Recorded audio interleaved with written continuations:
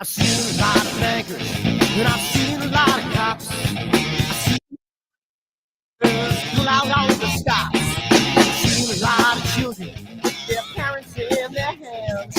Felt a lot of women refuse to understand. Well, I don't think I understand why we're making such a fuss.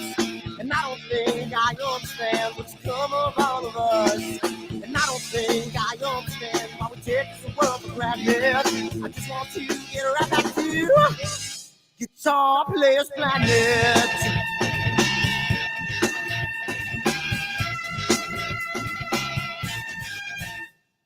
You see it in the papers, you read it every day. The riots and the fires going on in South LA.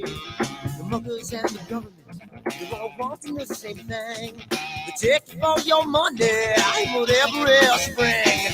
Well, I don't think I understand why we're making such a fuss. And I don't think I understand what's come of all of us. And I don't think I understand why we take this world for granted. I just want to get right back to Guitar Players Planet.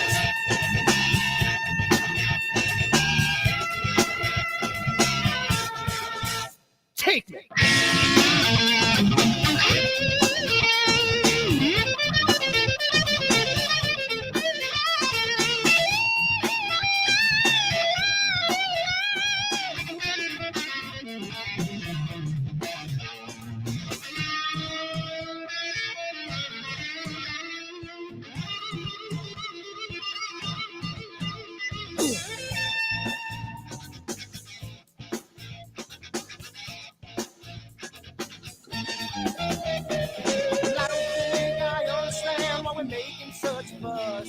And I don't think I understand what's come of all of us.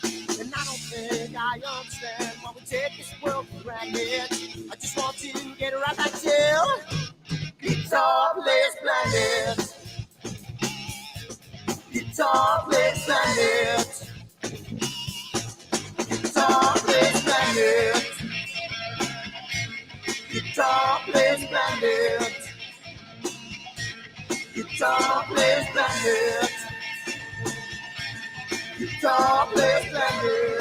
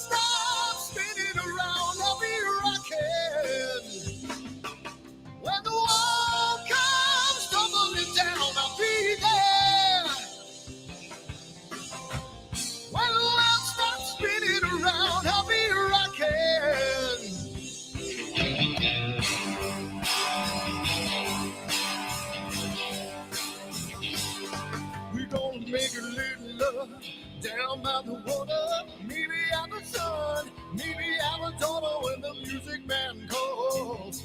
That's when I gotta play.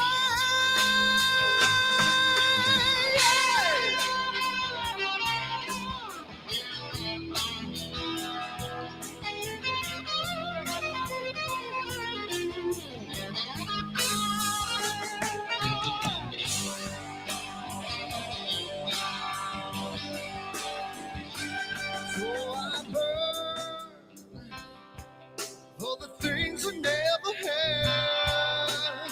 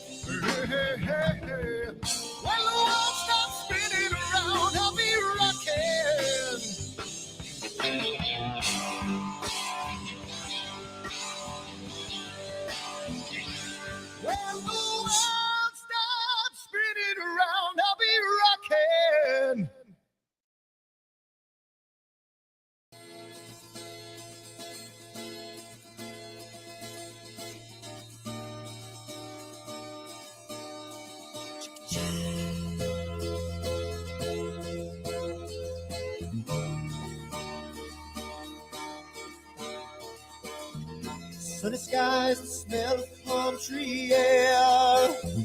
Looking back, I could never feel fair. The way the music has touched my soul, the way that the South holds its control.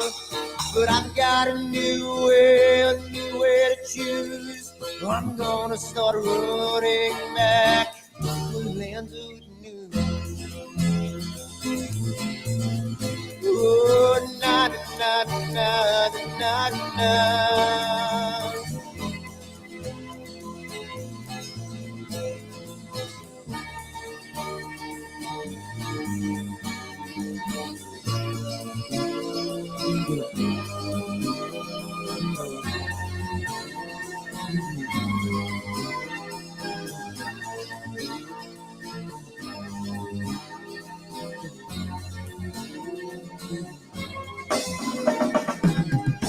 Seems to me that I have lost my old friend. Got the sunset off the highway again. Then I get lost on a long summer day. I must go back before it's too late.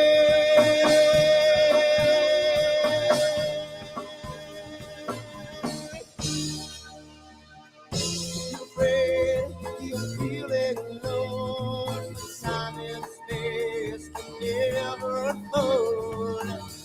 The holidays can ring in your fear. The ghostly embrace can only mean tears. And I've got a new way to choose. I'm gonna start running back for lands of blue. Oh, na na na na na na.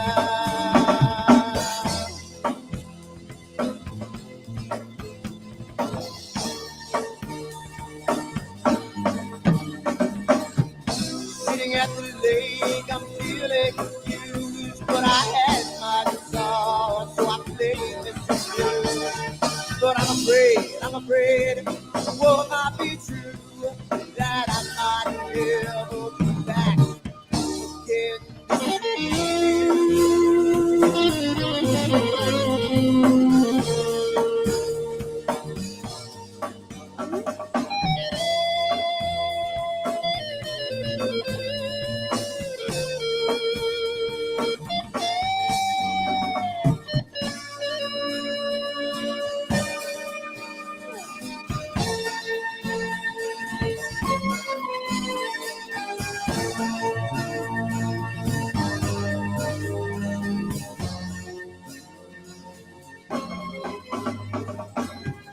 Seems to me that I have lost my old friend. Got the sunset off the highway again.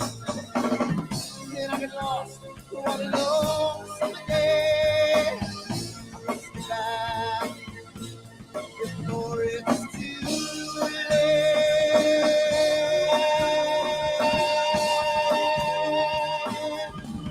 Before it's too late.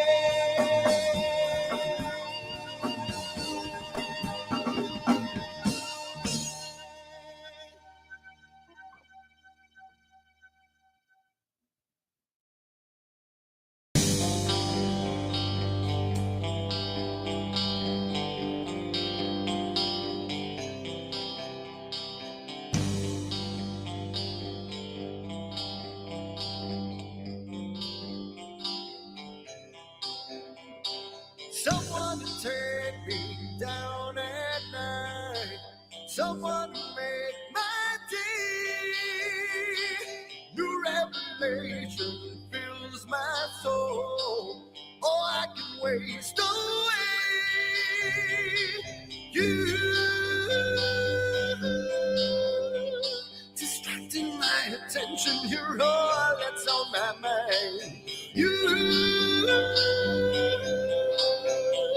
not looking for perfection, but you're too hard to find.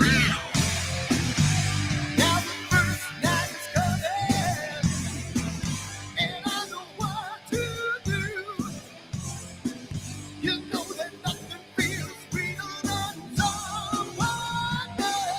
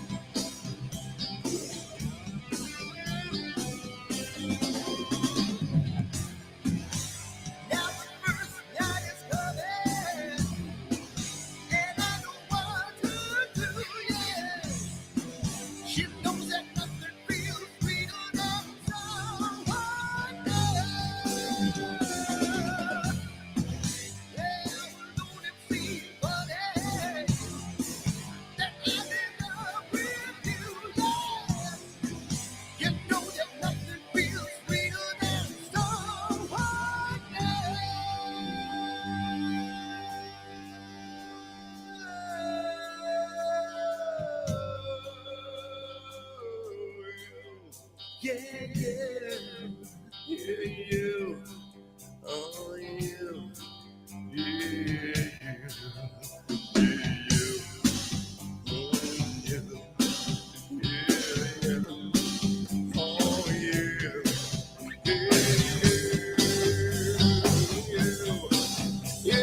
you.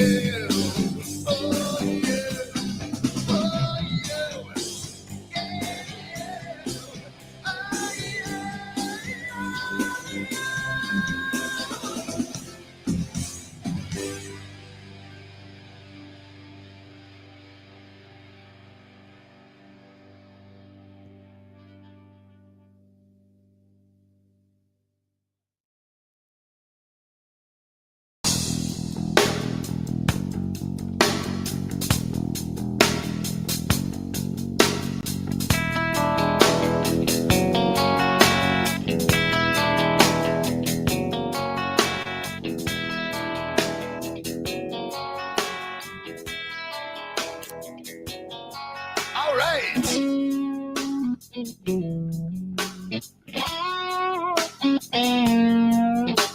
Hey,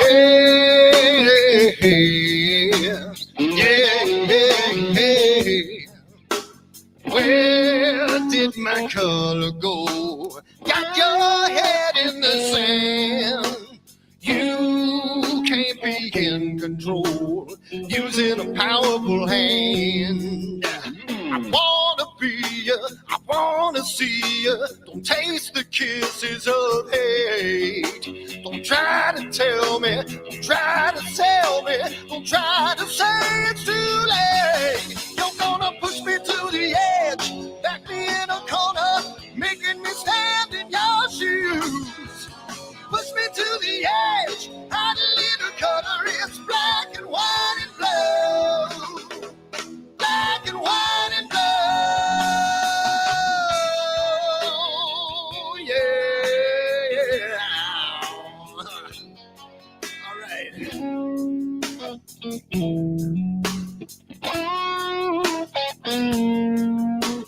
Yeah.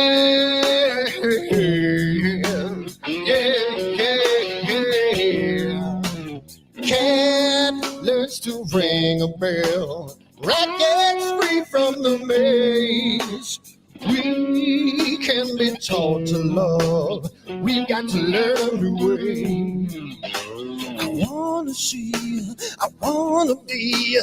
Don't taste the kisses of hate. Don't try to tell me, don't try to sell me, don't try to say it's too late. Yeah, you're gonna push me to the edge, back me in a corner, making me stand in your shadows. Push me to the edge, add a little color, it's black and white and blue. Black and white and blue, yeah, yeah, yeah,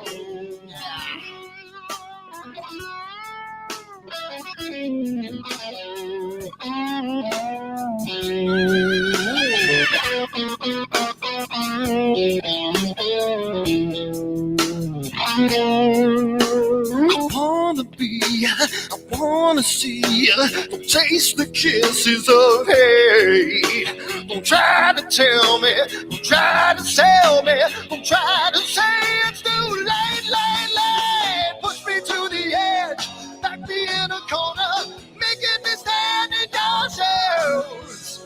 Push me to the edge, add a little color, it's black and white and blue. Yeah, black and white and blue. You're going black and white on the edge, back me in a corner, making me stand in your shoes. Push me to the edge, add a little color, it's black and white and blue. Black and white and blue.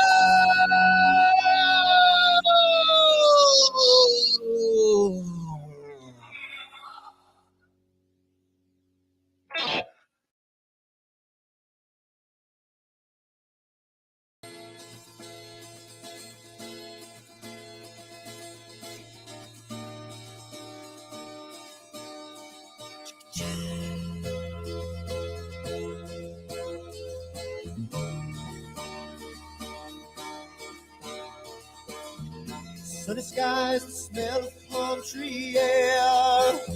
Looking back, I could never feel fair. The way the music has touched my soul, the way that the South holds its control. But I've got a new way to choose. I'm gonna start running back to the lands of the new. Oh, na na na na na na.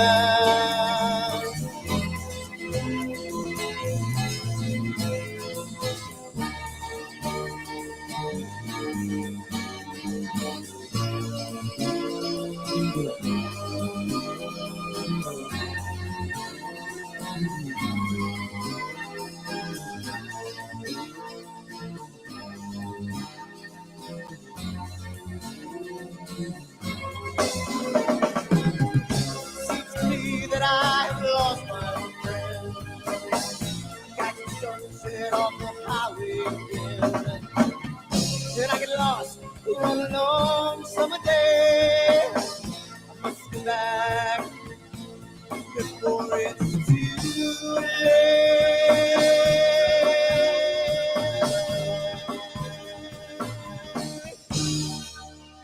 If you're afraid, if you're feeling alone, Simon said.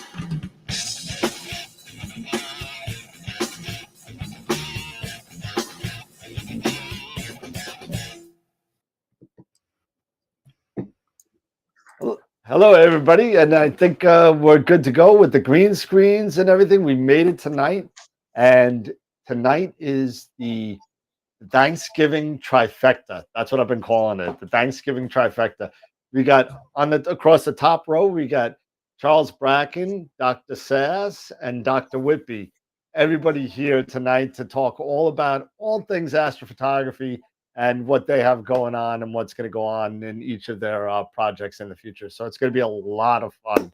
But before we get into the brass tacks of everything and all the stuff that's going on, we should definitely talk about the sponsors with all the giveaways tonight. We're giving away a free year subscription to IP for AP. So that's one of the things that we're giving away. So we're going to give that away. So let's talk real quick about our sponsors. So thank you to Woodland Hills, and I spoke to Farah, so everybody knows. We're going to be giving away two $250 gift certificates to Woodland Hills in the next couple of weeks. So it's going to be a lot of fun giving that away. If you already signed up for it, you're good. If you haven't signed up for it, go to astroworldweb.com and sign up for all the giveaways. Red Giant level. Thank you to Prima Luce for the Eagle giveaway, Camera Concepts for the gift certificates. Optolong, we have not only this Friday coming up, we're giving away an SHO 3nm 2-inch set. Not only are we giving away that, but for Astropalooza, we're giving away another set from Optolong. They've been so gracious and gave us 2 sets to give away. So thank you to them. Masters of Pix Insight and IP for AP have been super generous with the gifts of all the workshops and the giveaways and all that kind of stuff. So again, tonight is IP for AP. We're going to be giving away a free 1-year subscription to IP for AP. Of course, thank you to all our member sponsors. We just got another Quasar member. I haven't put it up yet. So thank you to Dr. Hassan Askari, who is our most recent Quasar member. So thank you to Dr. Hassan. Black hole members, we've seen these before, so thank you for everybody though. We can't the member sponsors just keep on growing. It's now 4 slides of people, so thank you for everybody. And if you haven't become a member sponsor and want to see some of the stuff that's going on, go join our Patreon at AstroWorld TV on Patreon. So Protostar members, last week we had Michael Ritchie. We raised not only the eyepieces that we've given to them, we gave them almost $2,000 retail of eyepieces to replace, but we raised another $500 for the Lima Astronomical Society, the observatory that got burglarized back in the summer. And so we'll be sending a check to them next week from the members of AstroWorld. A lot of fun doing that last week. Tonight, like we said, Dr. Sasse, Charles Bracken, Dr. Whitby, everybody's on tonight to talk about a whole bunch of stuff. So it's going to be a lot of fun. December 7th, the day that will live in infamy, Jeff Dickerman is going to be coming on from Optech Inc. And he's going to be talking to us about the Gemini focuser rotators, his FTX line. It's going to be real interesting to have him on. December 10th, don't forget to buy your t-shirt either, because all the proceeds go to a local, an AstroWorld members registered astronomy club. All the proceeds go to it. So don't forget to buy your t-shirt on astroweb.com. December 14th, we got Craig Stocks from Utah Desert Remote. He'll be on December 14th. January 4th, we actually, and I got to say thanks to Pete, Don Goldman from Astrodon is going to be on. And that should be a lot of fun. I've been using Astrodon filters for years. I can't wait to see what he's got coming up in the future. It's going to be a lot of fun talking to him. And as usual, don't forget to join us on all our other social media platforms: Discord, Twitch, Twitter, Facebook, Instagram, all that stuff. So feel free to come visit us all there. And that being said, wow, I love this new Stream Deck. Everything works right. It's great. It's unbelievable. You know what, Dan, real quick, don't forget, everybody who is new to the show, welcome. We really appreciate it. We have a great show lined up. And for all of our YouTubers and Facebookers, please don't forget to like the show and share the show. Share the show to public if you're on Facebook. And let all of our other fellow astro imagers know in the community what we're doing here. We have a great lineup. I am really excited to have the Thanksgiving trifecta here. It's going to be a great show. So yeah, so let's get this party started, man. And if you like what we're doing, hit that thumbs up button. Hit the thumbs up and let us know that you like what we're doing. For those of you that want to hit the thumbs down, you could just leave. Just hit the thumbs up. But I guess why don't we go across the top? I know Christian and Charles, you have been on the show previously. Dr. Whitby has not. Max, he's call me Max, please. I've been. It goes against my grain to do that. It really does.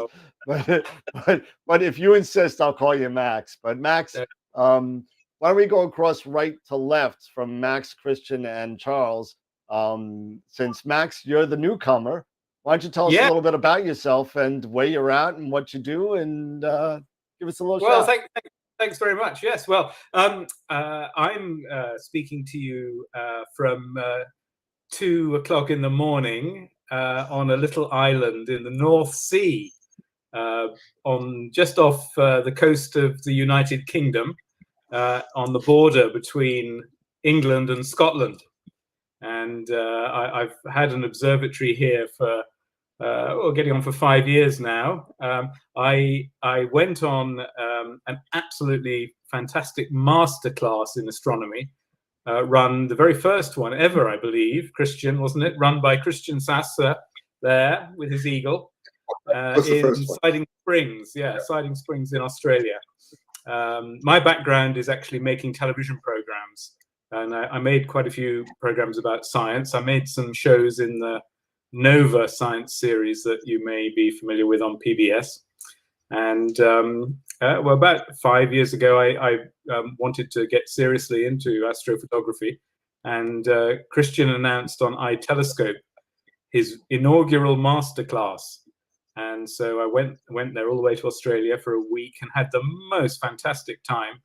At the Siding Springs Observatory, right in beautiful, dark, rural Australia, and my eyes were open to the wonders of the heavens.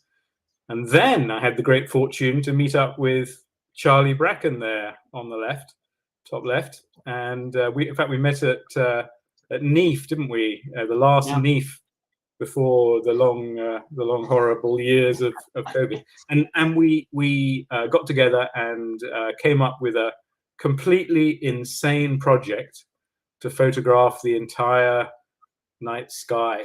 And maybe Charlie will tell you a little bit about that when he speaks. But it is 2:30 in the morning here, so or 2 o'clock, and I brought with me a special piece of apparatus which I thought you might like to see, which I might find useful. So here we are. Lovely pillow. Broken out. There you go. You brought out the pillow. I was gonna go grab one. I was gonna go grab one and out of her back if he didn't do it. Yeah. I thought it would be the Linus blanket. That is awesome.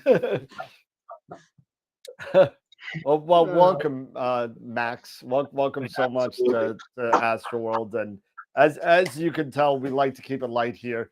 You know, I'm wearing I'll switch into the AstroWorld stuff. Everyone knows I wear AstroWorld stuff, but you know, Pete, sorry, you lost. And that's all I'll say. But anyway, Christian, welcome to the show again. Thank you very much, and it's really a pleasure to be here. So I'm based in Vancouver, British Columbia. So Canadian, like all Canadians, we sit on the 49th parallel and just look over to the States. So we wave to all of you. And we don't at all have good weather here as far as astronomy is concerned.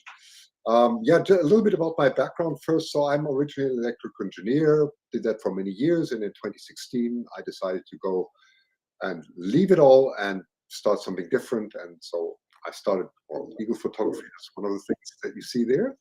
Although this is not a photo, okay, I just have to leave that for you. And then, of course, yeah, astrophotography, which was an absolute delight. And I was, just to continue with Max, I was actually doing a very daring step of, I didn't know how I got the daring things to start teaching it, because I thought if you don't understand something, teach it. So that's what I did, and I was very fortunate to have Max in 2018, and we had a fantastic time. And since then I got hooked, and then Charlie and Max came up with this brilliant book, which I really have to praise. It's an absolute masterpiece. Anybody who hasn't seen The Visible Universe, I can't emphasize, go get it. It's it's really beyond belief, the project, right? Anybody who understands, thinks APODs are brilliant, well, have a look at this. You'll see what the stage after that is. Okay, so anyway, that's a quick introduction. And Charlie, I know through Max, really, so I'm really delighted to have gotten to know them, and I was honored to write the foreword for the book, and then I'll hand it over to Charlie. Thank you. Yeah, so likewise, I'm happy to be here. It's also very cool to be doing this with Christian and Max. We've come at this at different times from slightly different angles, but we've put together a talk tonight to talk about remote imaging.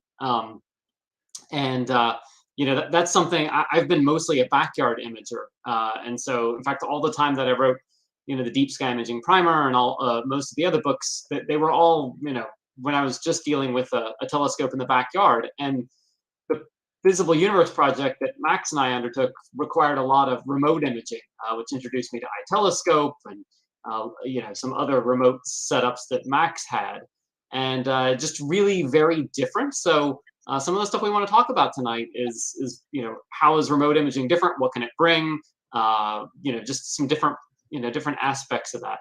But I will say, listen, I am so dedicated that literally I have 2 windows open on my computer right now. I am simultaneously running Nina on a computer in Chile through a consortium that Max started for some remote imaging there.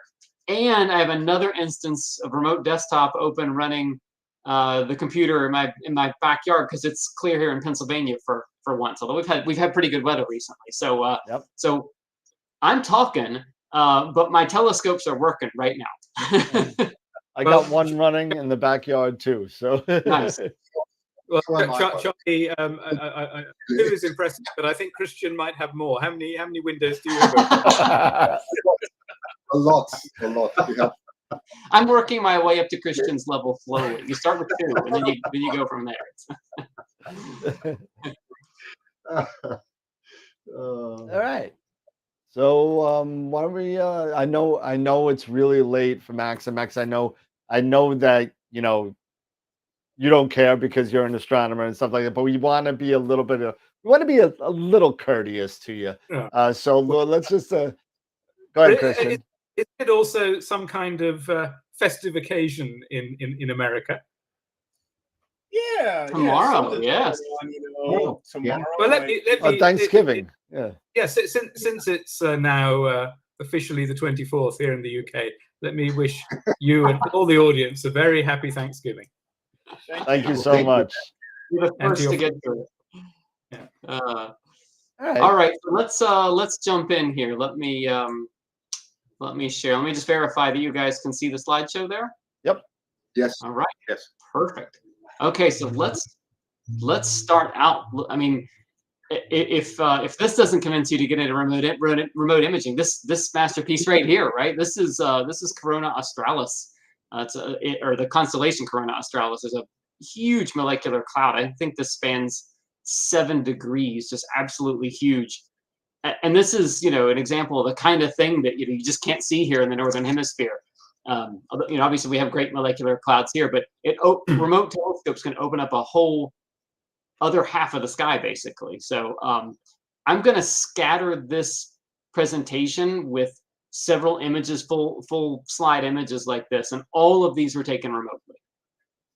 This is from the visible universe. So we've done our introductions, right? So we don't have to go through this slide, but I will just call out that Pennsylvania, Vancouver, Northumberland, UK, not exactly the most, let's say, astronomically friendly skies in those areas, right? Dealing with a lot of clouds. At least Christian and I have a lot of light pollution. Max is on the North Sea, so when it's clear there, at least it's dark, but not clear very often.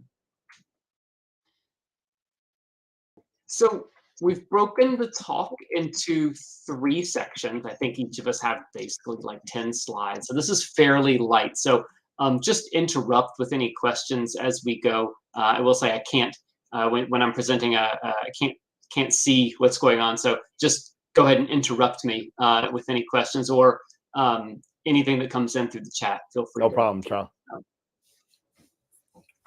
So I'm going to talk about just some basic considerations for remote imaging, why you should consider it, and what some of the things you might have to think about are. Christian is going to talk about how it differs from backyard imaging, which is what most people probably are used to. And then Max is going to go into some really interesting details about setting up a scope, what it takes to do that yourself, to really physically put a scope in another place. Here, another image. This is the Eta Carina Nebula. This is I like to think of this one as the M42 of the Southern Hemisphere, right? This super big, bright nebula that everybody images, and totally worth everybody imaging, and kind of worth imaging every year. Never get tired of this one. So Max mentioned the visible universe. So this was the book that Max and I put together. This was kind of our pandemic project. Although obviously we didn't know the pandemic was coming when we started it, but I'm glad that we got everything set up and could sort of be running remotely, taking these pictures and processing them during the pandemic. This took about 2.5, 3 years to put together, but I'll say it wouldn't be possible without remote imaging. There's no way we could have done it. And looking back through the data, it's about 70% of the images in the book were done remotely. A lot of those are done with iTelescope. A lot of them were done with setups that Max had put together in Chile and in Spain and even I think in France. So and then Max's backyard and my backyard filled in the remaining 30%. So really just wouldn't have been possible to do this book without it. Charlie, let me just very quickly suggest that you quickly explain the second feature of the book, which I think might be of interest to this audience, because partly the book is like a kind of catalogue of the best things to take photographs of, but we had a second aspect to it, which is quite unique. Yes, yeah. Thanks for bringing that up, Max. And yeah, so I did speak on this channel, and you can go back and hear all the details of that. I think 6 or 8 weeks ago I was on here talking about the all sky image that we put together. And that's, you know, to Max's point, literally impossible to take a picture of the whole celestial sphere without having telescopes and cameras in different hemispheres. So the centerpiece of the book and the framing for everything is an image of the entire night sky, northern and southern hemisphere, across all seasons, stitched together with 153 panels that Max and I took and spent many months laboriously integrating and weaving into a seamless mosaic image. So on this channel, you can go back on YouTube. I did a talk on how we did that about 2 months ago. So let's talk about just some basic considerations for remote imaging. And I'll start off with 4 reasons to consider it, 4 reasons to do this, because it is, you know, it can be somewhat challenging. Here's an example of an image. This is from EI Spain. This is a telescope that I already have, right? I have the FXQ106, absolutely love it. But the skies in Spain were just so wonderfully dark that we were able to, you know, put together this is just a 6-panel mosaic. And it, you know, that's one of the things you'll hear me talk about, is just having a telescope set up far away from civilization can completely change the way you image. I typically image this object in narrowband. It was easily imageable in RGB in dark skies of Spain. So that's the first reason. And this is from lightpollutionmap.info. If you guys aren't familiar with that site, I highly recommend it. Excellent maps of light pollution in the United States.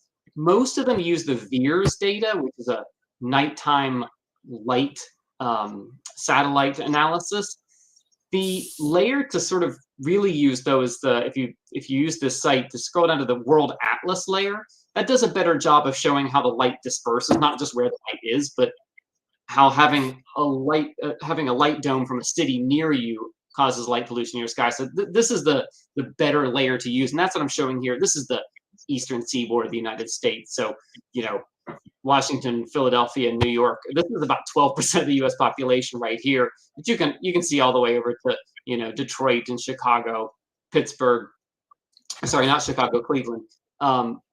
There's no place to run, though. I mean, I'm in this yellow green area here. Really definitely more yellow. It's, you know, yellow on this map is something like Orbital 5. That's not great. I mean, you can get some stuff done, but there are going to be objects that are almost out of reach, particularly dark nebula, molecular clouds, things like that. Really, really difficult to image. Dan, I know one of your favorite places, you know, Cherry Springs, right in the middle of this hole in central Pennsylvania, one of the few dark places you can go. Down here, this is the border of West Virginia and Virginia. This is Seneca Rocks. There's a star party down there. You can pretty much map the star parties by the by the blue. And I'll just say there's kind of nowhere to hide. This is the fuller view of the United States, and yeah, if you look at where there isn't any light pollution, obviously there are no people out here, but there's a reason. You know, you're in the middle of the high Rockies for a lot of these places. You really, these are not accessible places. I will say it is dark, however, in Chile. There are places here in rural Arizona, New Mexico, rural Australia. Those are places where it really is truly dark, and that's where you'll see a lot of remote telescopes.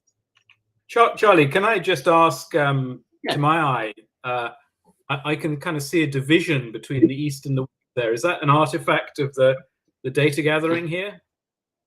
Yeah, so no, I was thinking about this. This is like something like probably the 95th or 100th meridian. And what you're seeing here is the history of the United States unfolding with both land grants that were given in the 19th century, as well as statehood. And so, yes, you see, I mean, obviously we were sort of settled primarily in the US from east to west. And you can see you know, obviously Mississippi was a big border, but then as the United States expanded west, you can see where sort of the land grants were given to settlers. And then I think there's probably some also factors of just whether the land starts to get less fertile as you approach the Rockies, or it's harder to farm there. But yeah, I should look into this more, but there's definitely some historical pattern going on. I'm sure somebody on the YouTube chat probably knows, but there's clearly something historical about this 100th meridian. So the reason number 2, I said I have 4 reasons here to consider remote imaging, is how many clear nights do you get per year? So I pulled this from a blog, and this guy Brent Schneider had put together a 10-year analysis of, or no, sorry, 30-year analysis of clear days. And actually, I'm not sure, this might even be like just total average % cloud cover. It says that where I am here should be about 125 clear nights a year. That's overstating it. Now this is from 1966 to 96, so things may have gotten worse as the amount of water vapor in the atmosphere has increased due to climate change, but this seems overstated to me. I think I probably get something more like 80 clear nights a year, but it definitely points to relocating to the Arizona border here with California. It looks like a really fine place to go with 275 or so clear nights a year. I'll also point out, like I said before, the same places that are really dark, Chile, Arizona, Australia, these places are also really clear. So Max, do you know Deep Sky Chile? You had said the other day, how many clear nights a year do you get there? Well, I actually looked back at the number of nights that we imaged in 2021 in Deep Sky Chile, and it was 278. Oh my gosh. But there would have been a few nights on top of that that I didn't, for technical reasons or whatever. So Christian, I expect, has got experience of imaging in Chile in 2 locations. We stay 25 out of 30 clear nights and totally clear there. That's the statistics we're seeing. Wow. Yeah.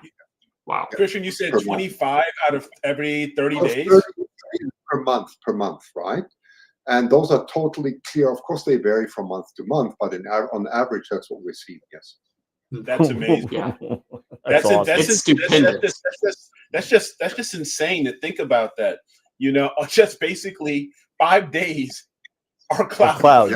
Every month. Yeah. The rest go for it. It's amazing. Yeah, in New York, it's the complete opposite. 5 clear to every 25 cloudy. Yeah. If I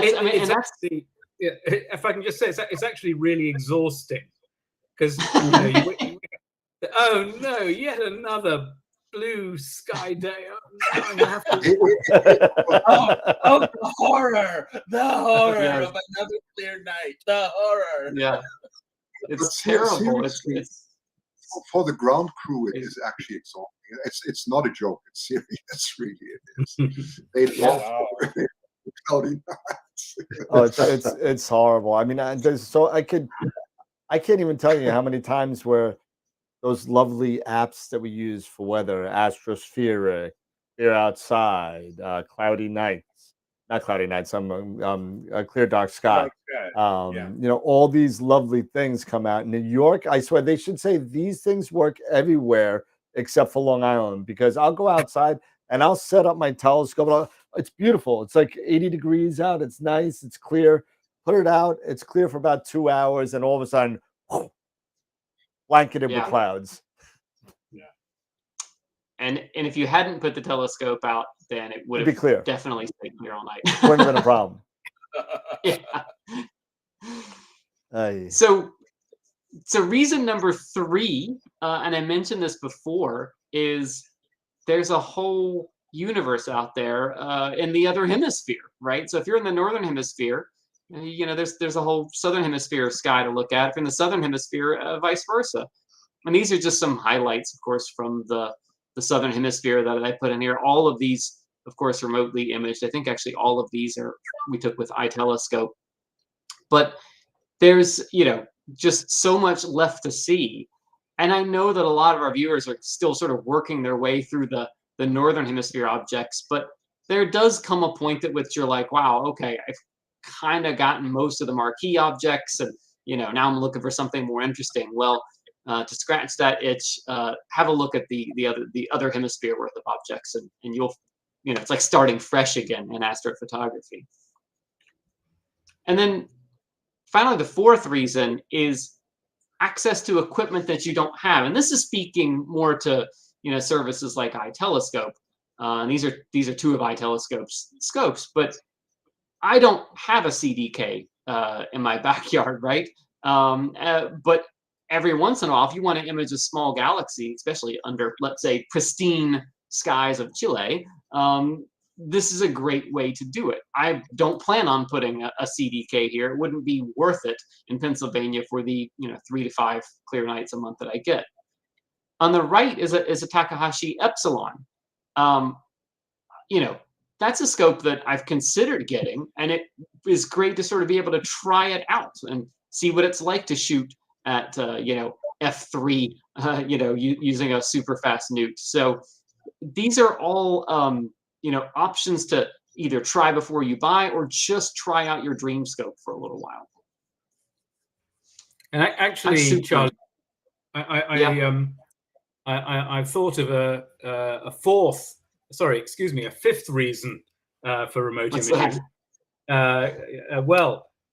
In all seriousness, it's fantastic to be able to image in Australia on iTelescope in what, for me, is the daytime. So I don't have to be up at 3 in the morning. That's right. Actually, the time shifting is quite neat. And well, for Chile, how does it work for you? It's slightly better, isn't it? I think right now it's 2 hours difference. Yeah. Right, but in the right direction, so it gets dark for you. Yeah. Slightly sooner than it otherwise would. So that's Exactly. nice. And for me in Chile, it's pretty horrible kicking off a session because I have to be up at small hours of the morning, like I am now. But when I wake up in the morning, and I'm someone who likes waking up at, say, 6, I then have about 3 or 4 hours of imaging time in Chile. And if I need to do, most remote imaging that we do is hands off. We set up a session and let it run. But in Chile, I can be hands on for a couple of hours, pre-dawn, and in all seriousness, that's a nice thing. That's a great point. Yeah. It's there's your fifth reason. Absolutely, especially and remember the seasons are backwards too. So when it's summer here and you're not getting very long nights, you also get the seasonality of getting very long nights it's winter in the southern hemisphere. You're getting the long nights then. So Max, I know that literally for a month in the summer in the UK, you have no dark skies. It never reaches astronomical twilight, right? Not a month, Charlie. From early May through to late August, it is not dark enough in Northumberland to do deep RGB imaging. Yeah, and so my observatory has a really unique feature. As far as I'm aware, and I was surprised when I Googled this, as far as I'm aware, it's the only observatory greenhouse in the world. So I grow my tomatoes. I have climbing varieties that go up around the pier. It's just perfect. Don't let them dig too deep into the pier. Yeah. The only snag is Max, let me just add reason 5.5, which is equally important, but it's to Max's point, and that's education. Think of all the children and so where you can't teach astronomy, you have to teach during the day. And to Max's point, there you are. You can go into another hemisphere and you can teach at nighttime in real time. It's quite fantastic, actually. Yeah. Didn't think about that one. Yeah. So speaking of time and seasons, so just as you do this, we were just talking about time zones there. It is something you have to consider, the time shift, and also when you're going to log in, daylight savings times is implemented in different ways around the globe, and so this is in French. You can ignore the French on there, but you can see the chart. so this was part of the consortium that Max has. There's someone in France who is sharing this time on the scope in Chile, and this is the offset throughout the year between time in Chile and time in Central Europe. And you can see it goes from 4 hours to 5 hours very briefly, and then to 6, and that's because daylight saving is implemented at different times. Then it goes to 5, then it goes to 4, right? And so it's just, as far as considerations, this can be a good thing, to Max's point, and that allows you to be imaging at a convenient time for you. But check daylight saving time to make sure that you're logging in at the right time. For instance, this year Chile actually even apparently delayed daylight savings time start because they had a constitutional referendum to allow people to vote. So they shifted it randomly, by a week this year. By the way, Charlie, just to your point of daylight saving times, that's the absolute nightmare for our telescope. When we change our time, Australia, for example, has strict 6 months, 6 months. They're exactly on 6 months. Here it varies. Then it varies when they change the time. It can be at 2 a.m. It can be at midnight. And it makes it very complex when people do their bookings, right? And when you do the change and how the calculation of all the of the celestial objects goes at that time. It gets quite bad, really. I can imagine. Yeah, it's it's I know it's a pain for any kind of financial systems around the world. Anything that has to be synchronized globally, daylight saving is a bit of a mess. When I do the custom astrophotography planner for people, I don't do daylight saving. And people ask why. It's for this reason. I literally can't predict, even in the United States, it's uncertain at this point, what the status of daylight saving is in the US, when it exactly will be implemented next year. I think, I think the House passed the bill, but the Senate never passed it. But if they did, we could end up with no daylight saving in the United States. So it introduces this uncertainty, which just makes things very difficult. Yeah, there was another bill that was trying to pass that was trying to make daylight savings time permanent, and one was taking it away, another one was making it law, and it was a big mess. Yep. So this is in California. What they did is they actually agreed that they said, "Hey, it's up to the state." The state says, "Okay, well, we can do it," but they're not going to pass it this year.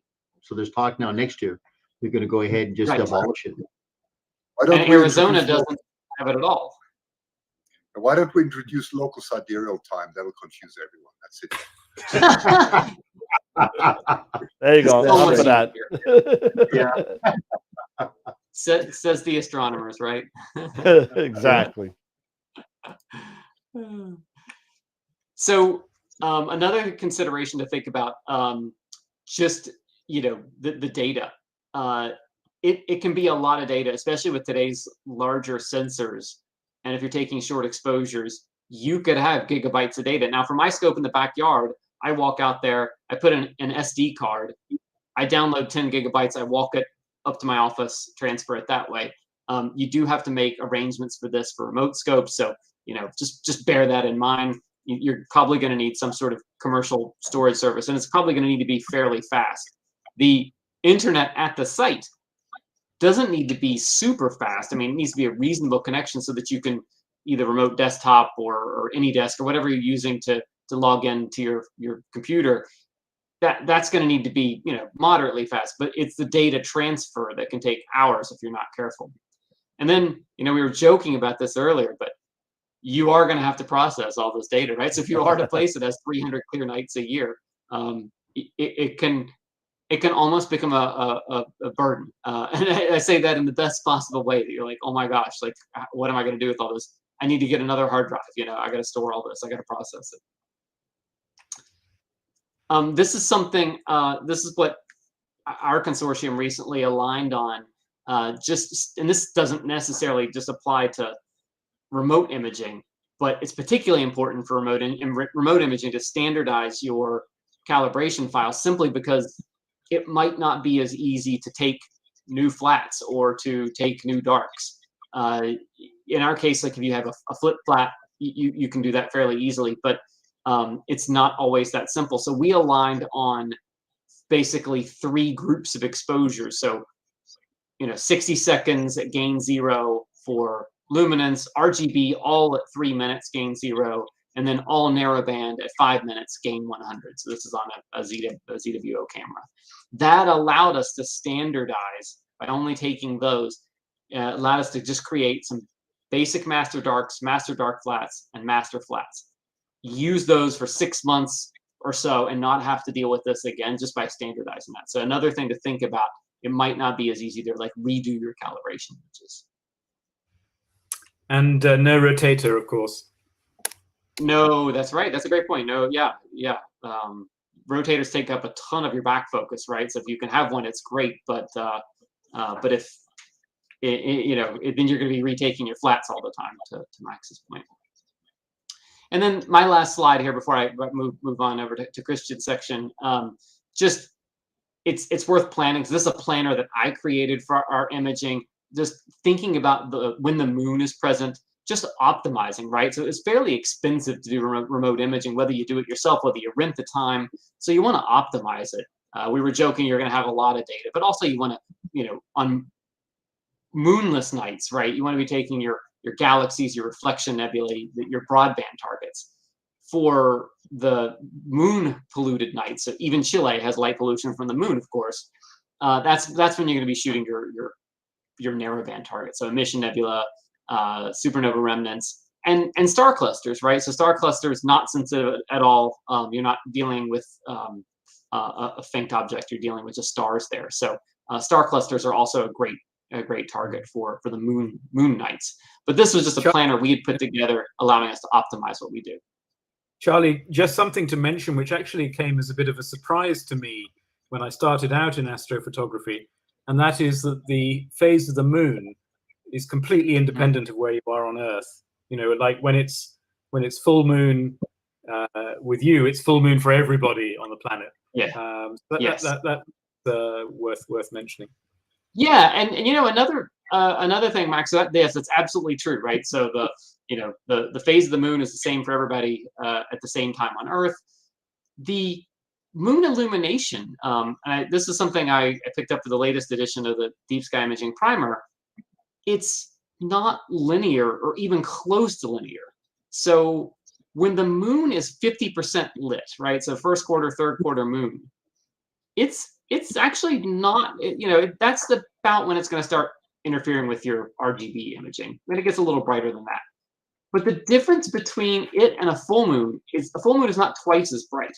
A full moon is something like 8 times as bright as a half-lit moon. So there is this sort of very peaked curve for the moon's illumination. So full moon's really, really bright compared to even just 1 or 2 days on either side of the full moon. It drops off, 20-30% pretty quickly. So something else to keep in mind, I generally do RGB imaging, between the quarters. So when the moon is 50% illuminated or less. And then as it starts to get above that, then you start to work within the night to try to, get it when after the moon sets or when it's, on the other side of the sky. Okay, here's another pretty picture. This is the Small Magellanic Cloud. This was from the visible universe. We took this with iTelescope, telescope number 9. Just fantastic. You got 2 huge globulars there. And then I just love looking at the Magellanic Clouds because you're looking at nebulae that are within another galaxy. Now, granted, it's a dwarf galaxy that's, orbiting ours, but you're looking at other nebulae within another galaxy, which I just always think is very cool. So anyway, with that, let me hand it over to Christian. Christian, just let me know when you want to go forward in the slides, and I'll drive for you. Yeah, do please. Thank you very much. Okay, very good. So I wanted to say also, I was fortunate. I mean, Charlie kept on mentioning the southern hemisphere. So I was lucky because I grew up all over the world and partly also in South Africa. And my final year of school, I did in Namibia and Windhoek. At that time, it was called Southwest Africa. And I remember, at that time, I wasn't as interested as I am now in astronomy, but I did spend a lot of time just looking at the night sky, being out in the even sand dunes at night where it was completely dark. And I remember just looking up and just looking at the Milky Way. And then someone told me this joke. He said, you know how it is, the astronomers, they're in the northern hemisphere, but God put the beautiful sky in the southern hemisphere. And there's some truth. And maybe if you look at Charlie's map, they're probably more in the southwest and northwest of the United States. After I looked at the light pollution map, but anyway, there's we can't see it here anyway, Christian. You are not. Okay. Yeah, but I did notice one thing. Already as a child, I was looking a lot at the sky, and I noticed, because the sky is so incredibly deep blue, this deep blue that you often don't see anymore. And when you watch planes, and at that time there weren't many planes, it really was a difference. I would notice, the condensed stripe. And what intrigued me is that you would see this trail from a plane of the condenser, and soon you would see a very fine white line across the sky, which then would expand quite rapidly. And later I learned that it is because these very fine water molecules and so on, that the water vapor that is emitted are acting as nuclei for cloud structures. And the point I'm trying to make is that our climate is actually really suffering under the immense amount of planes that we have, and also that is part of the climate change. And if you go to Namibia now, you will notice that the clouds that they have there, as compared to what we had, a few decades ago when I was there at school, is already quite different, right? So that is another factor that is of concern for astronomers. So yeah, that brings me to this first slide, and the reason for showing this is from Daniel. I forgot his last name now. Gosh, I had it on here, but I don't know where it disappeared. I had the but anyway, he was in my masterclass, or in our masterclass, I would say, and he last time showed this beautiful setup, and that's a very nice portable setup. You can see a harmonic drive Rainbow Astro there. Daniel Brown. Daniel Brown. Daniel Brown. Thank you. That's the name I was looking for. Thanks, Max. That's Daniel Brown. Yes, Daniel Brown. And he had this beautiful setup. It weighs about 30 pounds, everything together, 14 kilos. And you can see that's a very nice mobile setup, but you can see already how complex things are, even though it is run with a ZWO Air. And it takes quite a lot of skill to make it look so neat and to make it run like that. So that's usually how we start. That's the first part where we go on Wi-Fi. So then, Charlie, the next slide, please. Mm-hmm.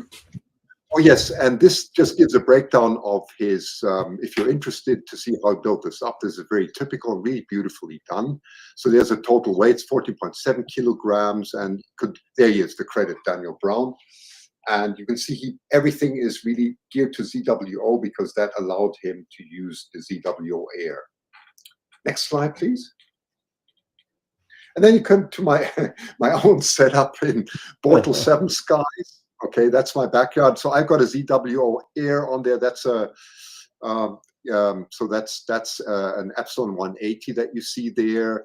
And I've also got a mini computer. So the next stage then that you do is you want to get rid of some limited software. So you put a mini computer, which you can order on Alibaba or so. And the setups get more complex. You can see the Gemini rotator on there. It's got a rotator and many other fancy things. But the more you put on, the more can break down. Then next slide, please. And then you come to, Steve Wilkins, another masterclass. It's very nice to see, see Max, how he's going to talk about his observatory and how he built up things. But it's very nice to see that we were lucky we had such nice and interested, curious people in the masterclasses in the past. And a lot of them have started to build their own observatories. And this is what Steve Wilkins built near Melbourne. So he built his own observatory. There you can see the astrophysics mount and so on. He's taken some beautiful images.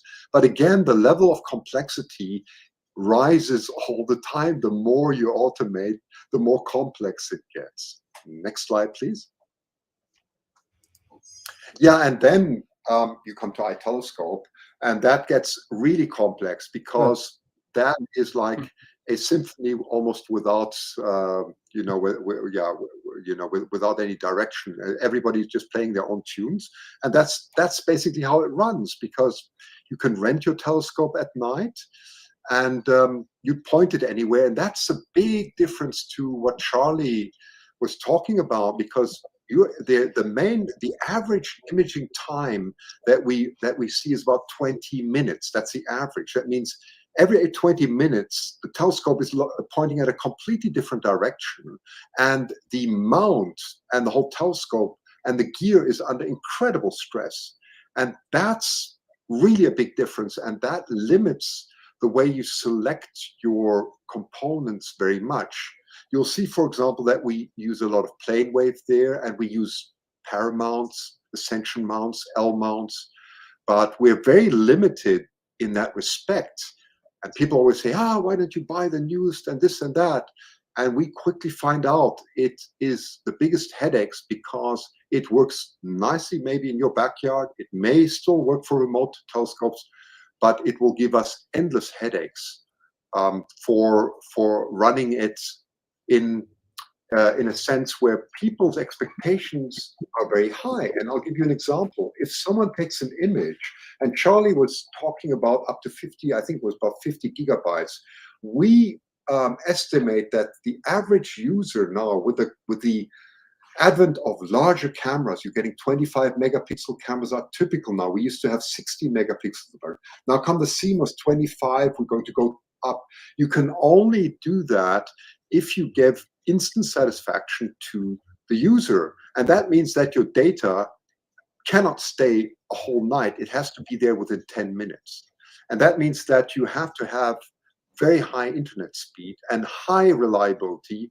The outages have to be extremely low. So the requirements are very high. And that's, for example, very tough on places like Chile, because they're remote.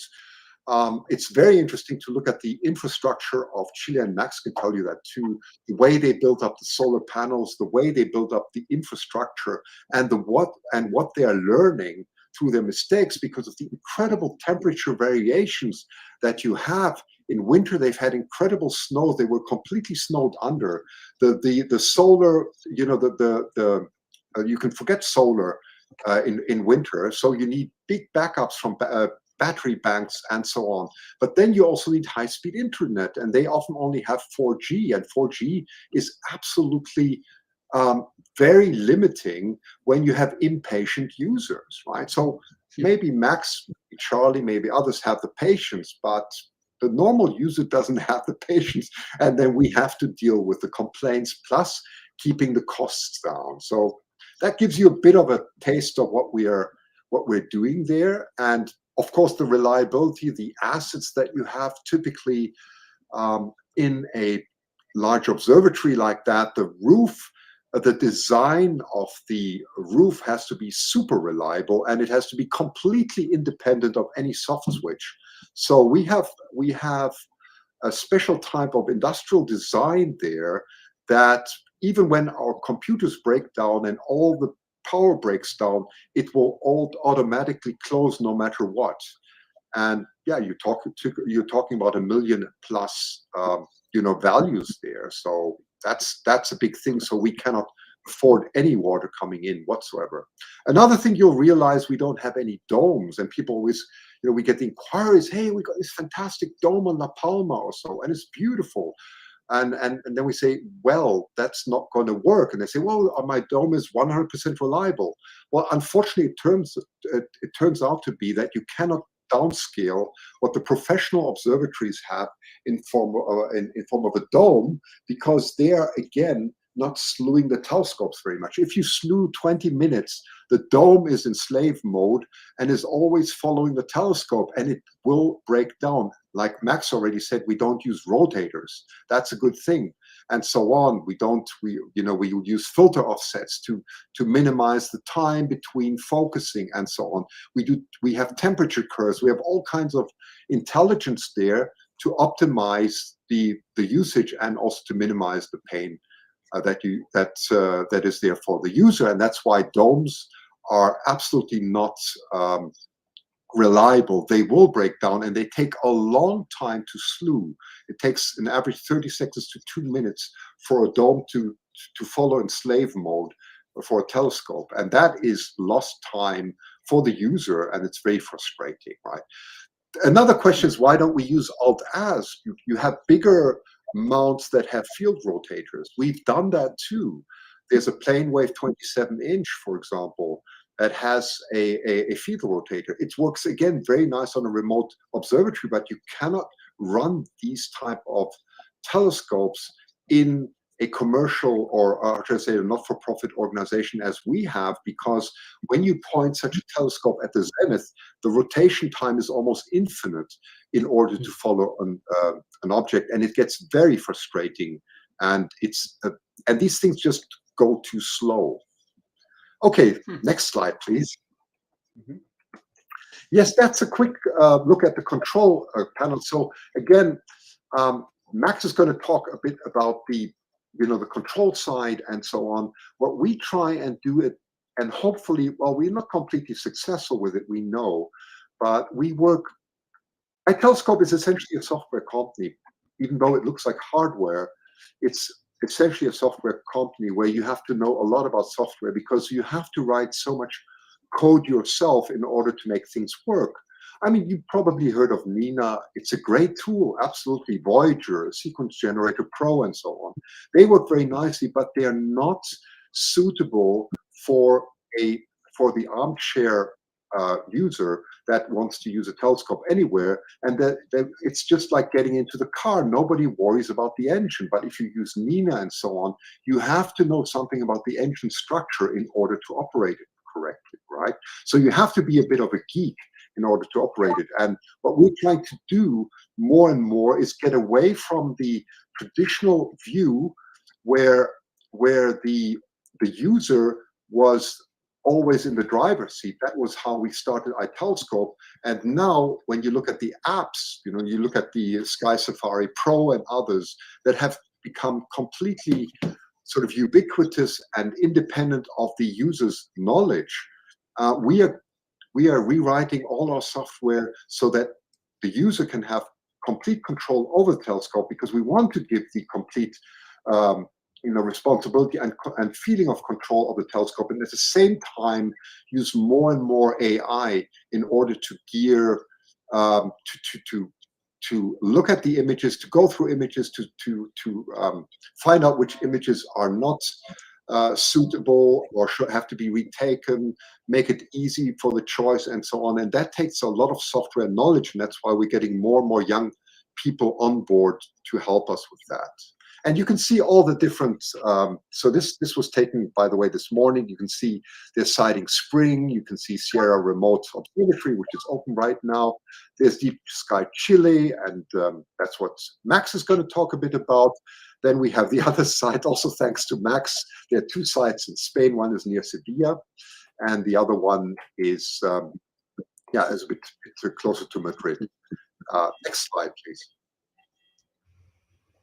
Yes, and then of course the final thing in any observation, you want to do planning. So we have tried to keep it simple that that a user can find a certain object, enter it, enter the coordinates are entered automatically. The filters, we will help more and more to fill out filters completely by themselves. Charlie was mentioning the use of the planner, which is very important, and we will integrate more and more of that into our software in real time to help the user make informed decisions. And then on the right-hand side, you can see the planning tool where you can plan your and reserve your observations up to 3 months ahead.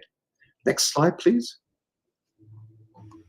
Yeah, that's the final slide. This is really interesting. I mean, obviously all images know about this, and this is what intrigues me no end. And it's also why, the backyard astronomer can never be substituted, and that's not what we're saying at iTelescope. We understand that people love their own telescope and they should have their own telescope.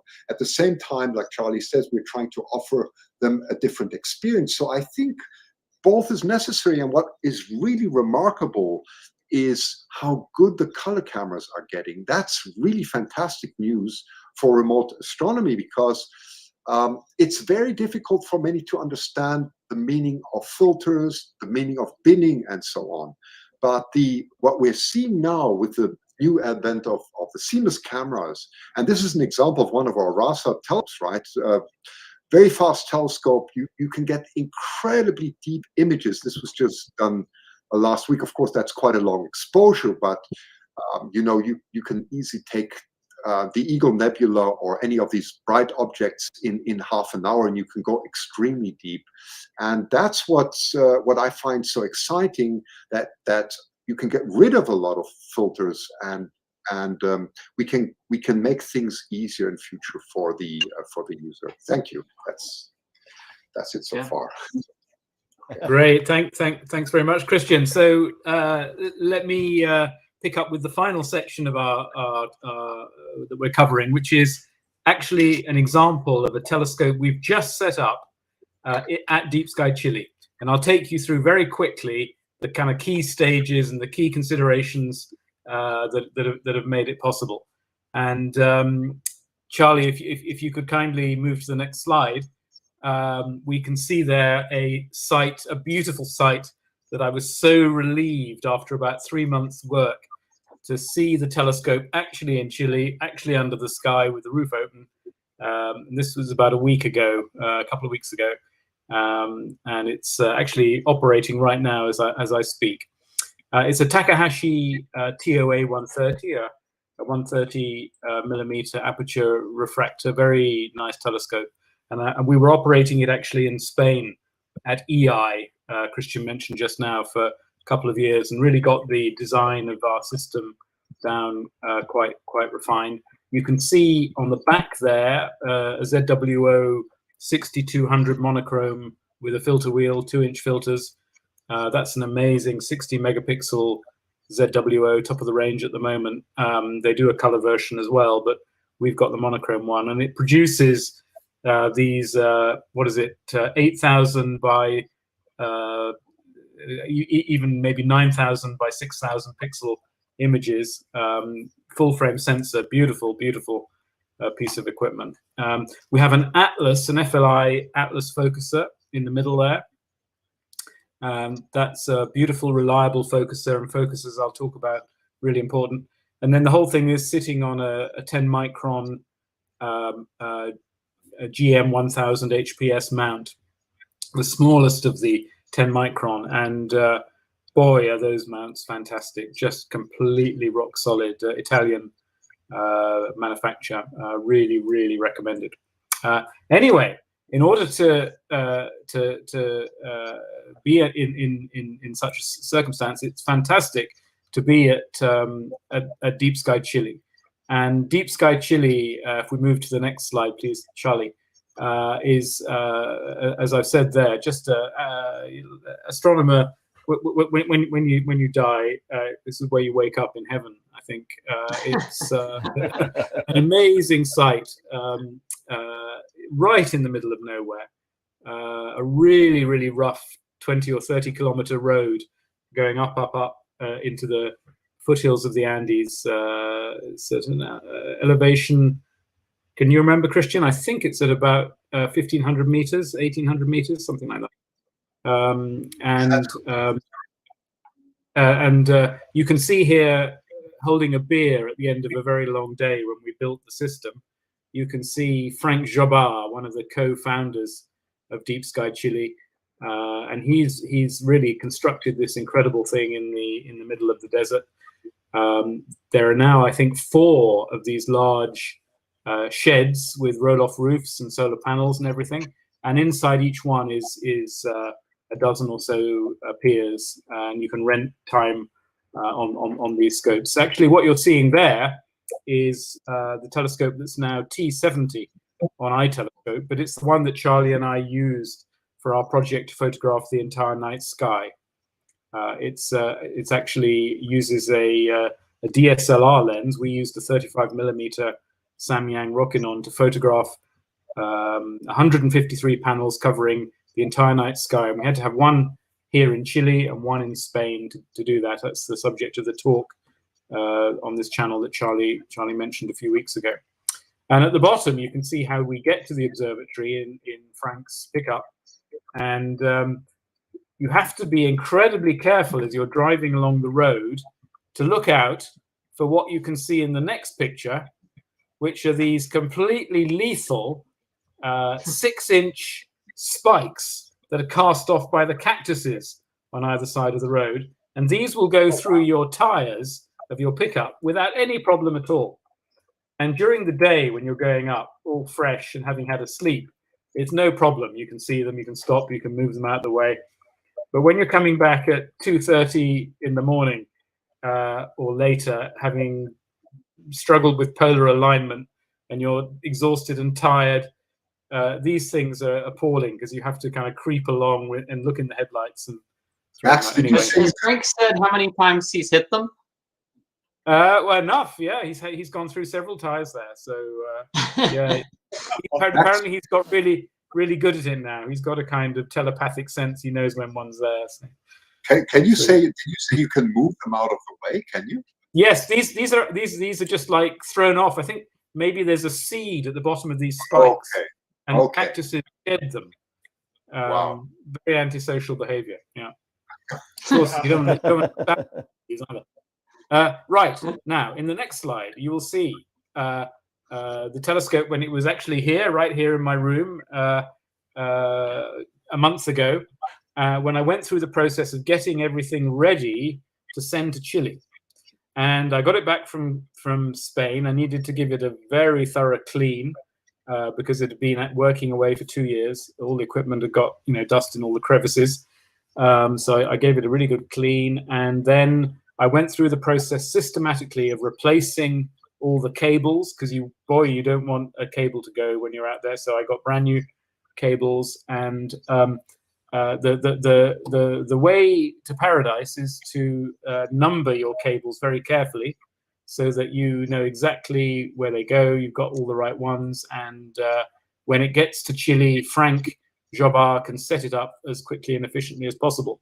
So on the left, we've got the naked telescope, and you can see all the components I mentioned. And on the right, you can see I'm in the process of getting all the cabling right. And on the next slide, you can see my method, which is to painstakingly put on labels so that when Frank is setting the equipment up in Chile, he knows exactly which one. And I'm sure this won't surprise many of you, but we quickly ran out of letters in the alphabet. So once we got to Z, we had to go and have 1, 2s, and 3s, and so on. So I think there's about 30 different cables involved in the setup. Really, really fairly complex. Hey, Max, real quick, we have a couple of quick questions in regards to Deep Sky Chile. How do you have power being so remote? How are telescopes powered? Yeah, well, solar panels is the short answer, combined with big battery banks. And every time Frank and Cedric, his partner, build a new observatory, it's necessary to put a new solar array in so that you're increasing your power production. And there's some hope, I think, that they may be able to get a data line to be run there. I should have mentioned, actually, if you can, Charlie, whiz back to the slide of Deep Sky Chile and just look above the vehicle on that skyline. You might just be able to see a white pixel, and just about where the cursor is at the moment. And that is the Vera Rubin Observatory under construction by the National Science Foundation and European Space Agency. That is going to be an unbelievable facility in a couple of years' time. It's called the Large Synoptic Survey, and it's going to be an incredible telescope. It cost, I think I'm right in saying, over $1 billion. It's an enormous project, and it's going to produce a tsunami of data every day. We're complaining about maybe 15 gigabytes. the Vera Rubin, you're talking terabytes a day coming from that Wow. thing. Just Wow. and And speaking of data, what are your average speeds there, and what is the internet connection that's being used? Yeah, the internet connection is 4G. Yeah. Okay, so it's 4G. But every system there gets its own 4G SIM and its own 4G modem, so you're not sharing that bandwidth with other users. And my experience is that it's superb. I'm getting comfortably 50 megabits per second down, which is great for control, and pretty reliably 10 to 20 megabits per second up. And the technique we use is to upload our images immediately you take them. We've got a powerful enough PC there that it can be running all the software, which I'll show you in just a second. But when you take an image, let's say you've got 180-second exposure, that 3 minutes is long enough to upload the picture you've just taken to the cloud. And so at the end of the night, you've uploaded your 10 gigabytes of data, and you wake up in the morning here in the UK, and there in the cloud, ready to come down in literally a few minutes, is all your night's imaging. So that's a beautiful system. Wow, so we awesome. found the data access there to be just fantastic. Wonderful. That's awesome. Let's whiz forward to the most perilous part of the whole enterprise, which is shipping. Oh my God. Oh my. You just have to pray. Yeah. But let me give a call out to DHL, who did a superb job in delivering everything safely to Chile. The one thing they couldn't stop is the appalling news that you can see if you look carefully at the right-hand image, which is the customs bill for importing the telescope into Chile. And you really, really need to be aware of this if you're going to send your telescope overseas. The cost of the import duty for the equipment going into Chile is like almost 10 times as much as the cost for physically sending it. So I was very grateful to form a consortium to share that cost between people. Essentially I put in the equipment, and my fellow consortium members contributed to the shipping and import costs, and of course the hosting at Deep Sky Chile, which is an ongoing cost. Anyway, the telescope arrived. Hurrah! It took about a week, which is quick actually in the world of shipping expensive gear around the world. And in the next image, Charlie, please, you can see the telescope installed on the left. It's the telescope in the foreground. That's our system. And on the right, you can see Frank in the final stages of balancing everything with the 10 micron. The 10 micron has if you're not familiar with it, has a brilliant button on this hand controller, which is balance my mount. And it will go off and do a robotic dance and actually, move left and right, jiggle around, and come back and say, you are 0.001% off. Move your counterweight by a millimeter. And Frank very kindly does all that. But I know Christian will endorse me here. The importance of having somebody skilled and knowledgeable on the scene to troubleshoot, sort out problems is just incredibly important. It's everything. Christian, it's everything. Yeah. And Absolutely. Sorry, but they've been absolutely great. I just quickly want to say that because due to the time difference, of course, we're for example very lucky with the shift in Chile at the moment. It is local 1 a.m. or something like that, right? And they're often there. They're there, and lousy hours, right? Really, and it's true. And we have one more question that popped through. My buddy DB is curious about what factors are used for the mount choice. He's saying he would think a well-made fork or L mount would certainly be more reliable by eliminating the meridian flip and tightening up the cabling. Well, of course, quite a few GMs have through the mount cabling, the paramounts particularly, but I haven't found meridian flips to be particularly an issue. You need to be really careful to set your system up so you don't have peer collisions. But Christian has so much more experience in this, so you should comment, Christian. Yeah, I mean, meridian flips are a big deal. I don't, if anybody says they've never had a meridian flip, I don't believe, a meridian crash, sorry, a crash, a peer crash. I mean, peer crashes are a nightmare. And it's true that if you do your cabling very well, but all mounts will err sooner or later, and you will have a peer crash, right? And I think the big thing you can really do is, it's true that oh gosh, I don't even know where to start, but let me make this very short. So it's great to have mounts that don't that don't require meridian. There's a downside. For example, the new L mounts take a lot of tuning. So whatever you do, it's like, well, this time you buy a Tesla or whatever, and then every time you change something, you need more tuning. They're great, the L mounts, but don't ever change something when it works. So there is no peer, or there's no mount that is absolutely perfect. There's always something, and in the end, all you can do is minimize the problems that you have, but you are going to have problems. Okay.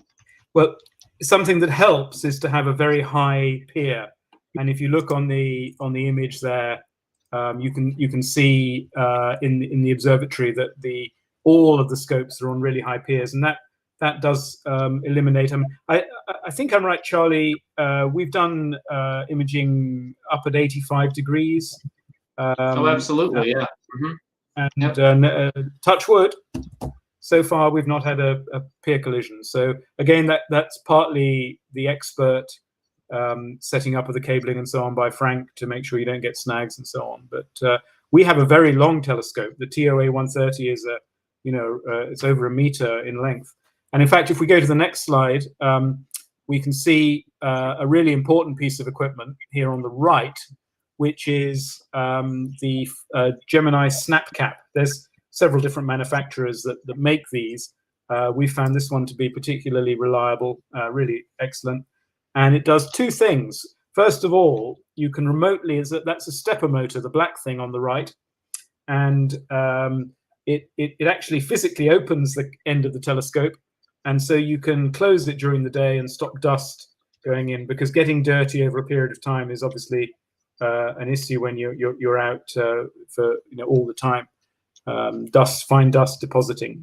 You do have to clean about every 6 months or so with distilled water, and again, the folks at Deep Sky Chile are very good at doing that. But the other thing the snap cap offers is, and you can see it in this picture, is flat illumination. It's got an electroluminescent panel built in. You can control the brightness, and you can, Nina, for example, a superb flat wizard that will adjust the brightness and or adjust the exposure to match your brightness, and let you do both narrowband flats and broadband flats really, really quickly. So that's very handy, better than sky flats, really much more consistent. On the left, the bottom left, I'll just quickly mention something that's super important, as I'm sure most of you know, and that's building a good pointing model, which first of all makes sure that when you specify a target, the telescope goes exactly to that position. But more importantly, it helps with tracking. And the 10 micron has a very good pointing model system built into it, with up to 100 data points. And this nice software from a Swiss manufacturer, astromi.ch, it's called Model Creator, works very well with the 10 micron, but will also work with other mounts. And that's an automated model building system that you need to run roughly about once a month. People sometimes say that your model is a bit like a fresh fish. It's great for a day or two in the fridge, but after a week or a month, it's time to build. So I don't know quite why it drifts, but it definitely does. On the next screen, we can see the view that you have with your remote access to the PC driving the system. We use Nina, just superb piece of remote operation with Nina. It handles everything, framing, sequence, focusing. see going on here. Nice aberration inspector on the right here so that you can check your stars are nice and pinpoint in all corners. Works well with PhD guiding. We tend not to use guiding on the 10 micron, but actually there's one really important reason why even with perfect tracking on the 10 micron you do need to guide. And Charlie, maybe you should explain that. Yeah, and so it's funny, Max, because literally this evening I got this to work without guiding, but it's dithering, right? So in order to, first of all, I'll say the 10 micron mount, I'm not used to this. I have a CEM60 in the backyard. I love it. You know, guided, I get less than half an arc second tracking. It's fantastic. The 10 micron performs that well or better with no guiding. It's, you know, when Max builds a good model, it's absolutely insane how good it is. But that means that there's actually no way to dither between exposures. So I literally just discovered this today, and it's implemented for the first time on our remote system running tonight.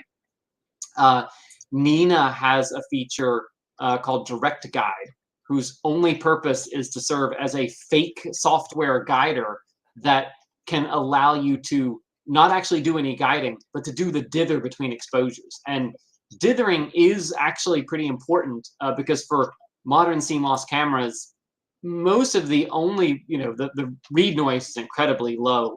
Most of the remaining noise is not corrected by flats, is sort of this this pixel non-uniformity that you get. And so what you want to do is have all of your images slightly offset from each other, just a few pixels, so that when you register them and bring them together, any non-uniformity across the sensor is washed out because you're aligning on the stars, and that means the pixels are now unaligned.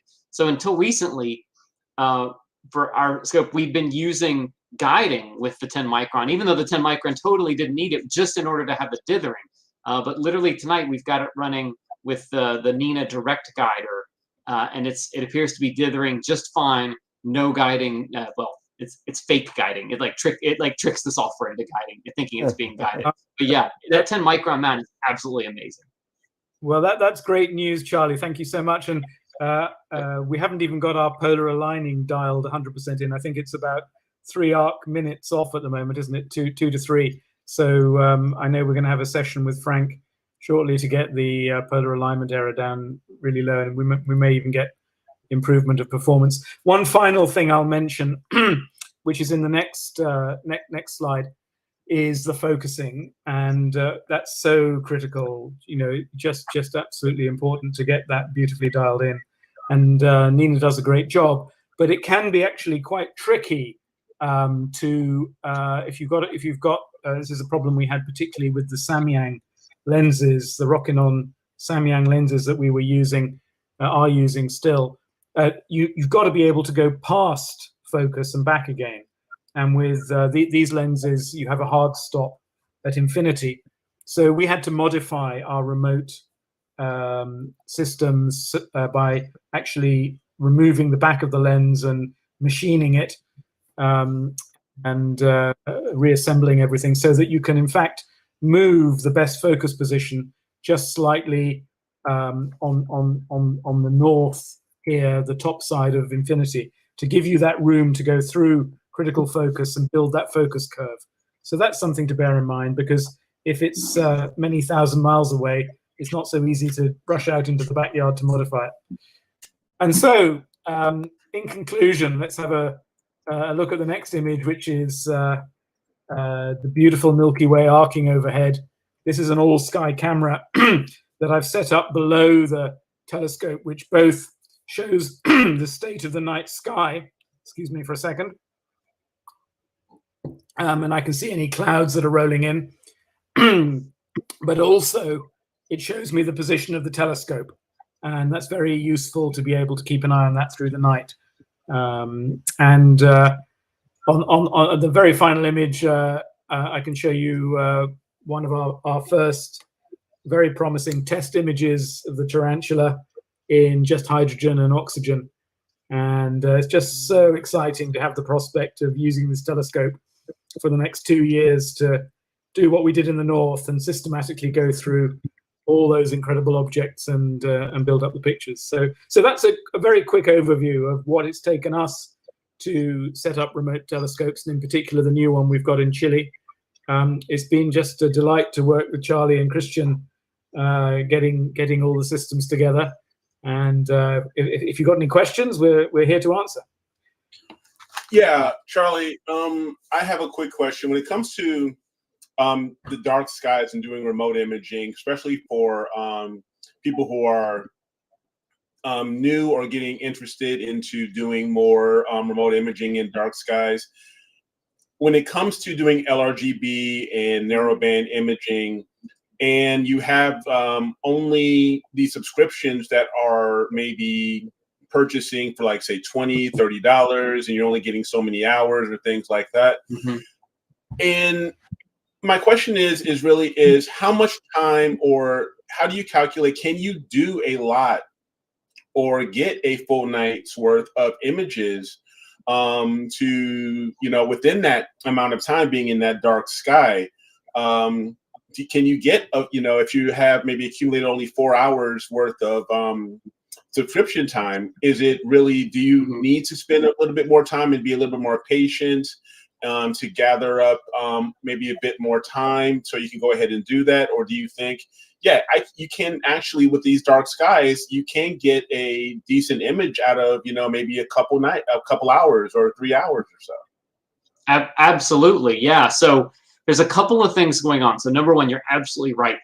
Having really dark skies just makes everything better. With a much shorter amount of time, you will get a much better image. And I will say, the images that you take under really dark skies are just a joy to process as well. Like when you go to process them later, it's like you're not dealing with all this extra noise and you're not trying to remove these extra gradients. And so, yes, the dark skies are one thing. The other thing I'll say is that a lot of these, and we don't have to get into like étendue and everything, but a lot of these are very high throughput systems, right? So you're looking at huge aperture that you can bin in some cases 3x3 and still have good resolution. That improves your signal to noise ratio massively. Or some of the other telescopes, like you saw, I showed the picture of the Takahashi Epsilon. That thing's, not huge aperture, but it's shooting at f3, right? Yeah. So the Rasa that the Christian showed, f2. I mean, you are just, gobbling up photons into every photo site. So yes, a couple of the images in the visible universe were 10 exposures in each channel. 10 90-second, 10 180-second exposures, R, G, and B. There were a few images of objects that made the book that were like that. Yeah, Max. Well, worth mentioning, in the back of the visible universe, we do have the comprehensive metadata, don't we? Maybe you should just mention that. Yeah. So we captured the exact details: what telescope, what the image scale was, what exposures, what filters, everything for every single image of the like 200 images in that book, and put them in the appendix. So you can see that. I think the running chicken was one of the ones that was. I was shocked. It was literally like less than 10 exposures per channel. And I told Max, like, you're probably going to have to go shoot another night of this or whatever. It was like, an hour and a half worth of data or something. And I processed it and I was like, nope, that's all we need. We're good. Like, we're done. That's awesome. Yeah, and we should mention, sorry, Dan, just mention that that's an example of one of the images we took using the iTelescope system. I think about maybe 30% of the images in the book are from iTelescope, and obviously our time on those systems was constrained partly because you can't book more than a few hours, but also it's very expensive. So we had to use that time really well. And to Charlie's point, if you can get the exposure right and you've got a fast system, you can do a lot in a short period of time. I think the bottom line I'll say is that you can't benchmark off what you're used to doing in your backyard for these systems under these skies. It's just very different. Yeah, it's definitely, you're not comparing apples to apples when you're dealing, especially when you're dealing Bortle 8+9 compared to Bortle 1 skies. In some cases, Bortle 5, even Bortle 5 or 6 where I'm at, you can't compare it to a Bortle 1. and I think one of the things that I know Pete, you weren't with us at the time, but Eric, you were. When we did the Southern Sky Challenge with the Tarantula Nebula, we were all baffled. We gathered up money from the membership and we all put it towards data, and we ended up with about 4 hours per channel. So for HSO, each channel, and on the Tarantula Nebula, and realized that we only needed like a half an hour of each channel to get something really, really good. And that we had 12 hours of data was incredible. And it was just like amazing what you could get with just a That's third amazing. of that. So basically, we did overkill. We did extreme We overkill overkilled on it. Yeah. We could have gotten 17 Southern Sky challenges out of that. But we did not know. We did not know any better. We were very, very ignorant of the data capability of gathering of those photons, and we just let's do 12 hours. We'll be fine. And it's going to vary, obviously, by scope, by target. Tarantula is, to be fair, a very bright object. If sometimes when you're imaging these small galaxies, right, like you may end up committing, but it is nothing like imaging from your backyard, though. Like everything is faster. It's just a question of how much faster. Sure. Yeah, absolutely.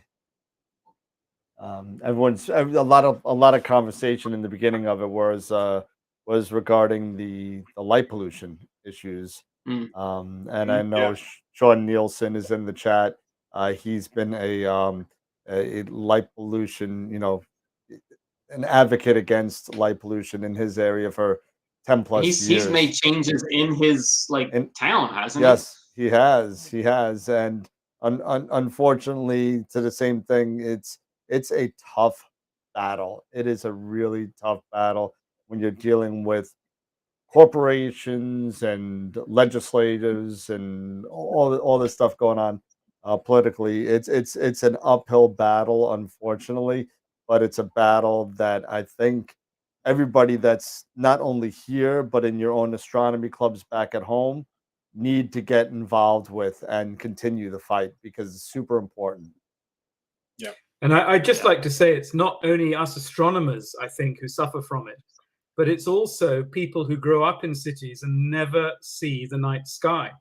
Everybody watching this video pretty much is going to have had the experience of being out under the Milky Way. But I had a friend who I just picked up at the station this evening, and we stopped as we drove onto my island at a very dark car park and just got out and looked up.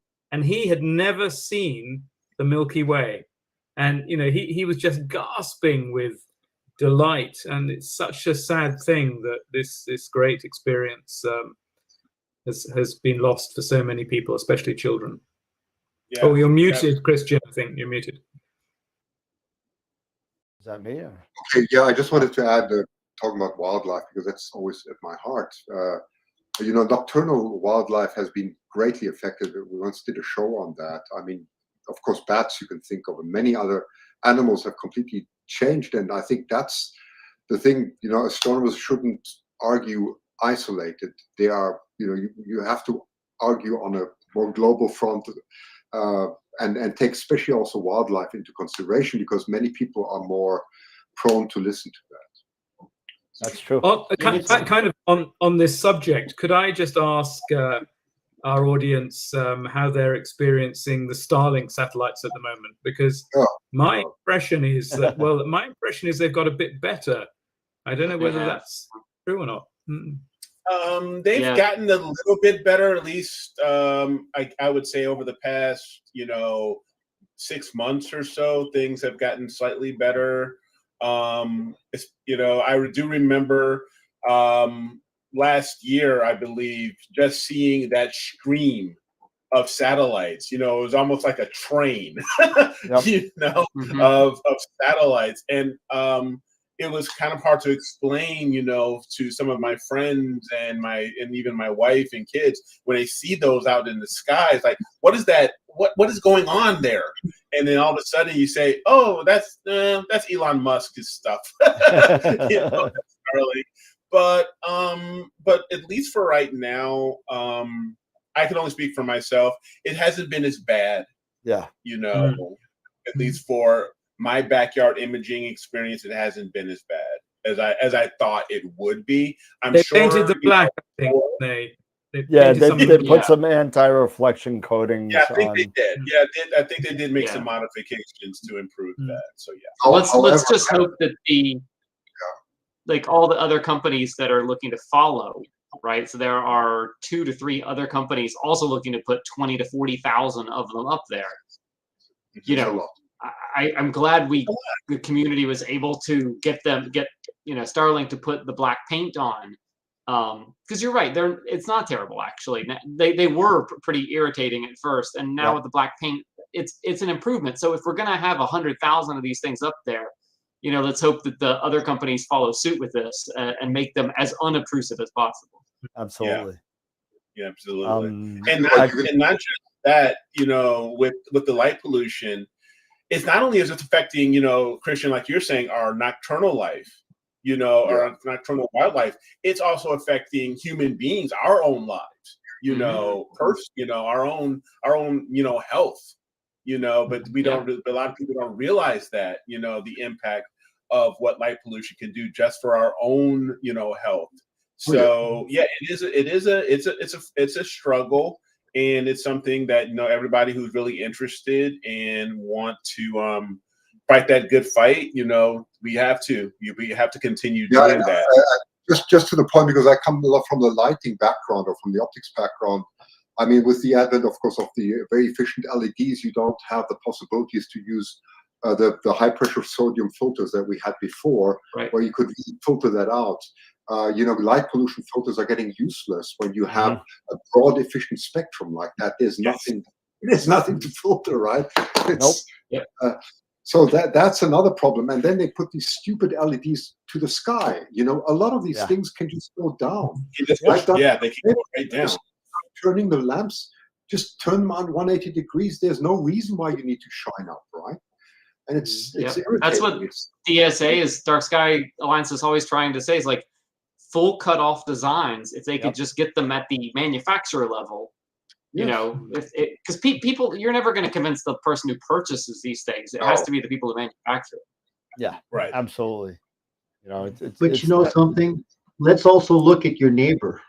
I mean, we're talking about the cities, but look at your neighbors. I mean, you politely say, hey, what about your lights? I mean, can you do something? But you know, if you got good neighbors to work with, that's great. If you don't, what do you do then at that point? I'm lucky, for example, I control, because I'm an electrical engineer, I found the main circuit breaker for our whole street. So I just switched the main breaker. Nice, just shut them down. Shut them down. That's the city power outage. You know, I went to them and they've all been very supportive, actually, because they like what I'm doing. So I just shut the whole street down. That is awesome.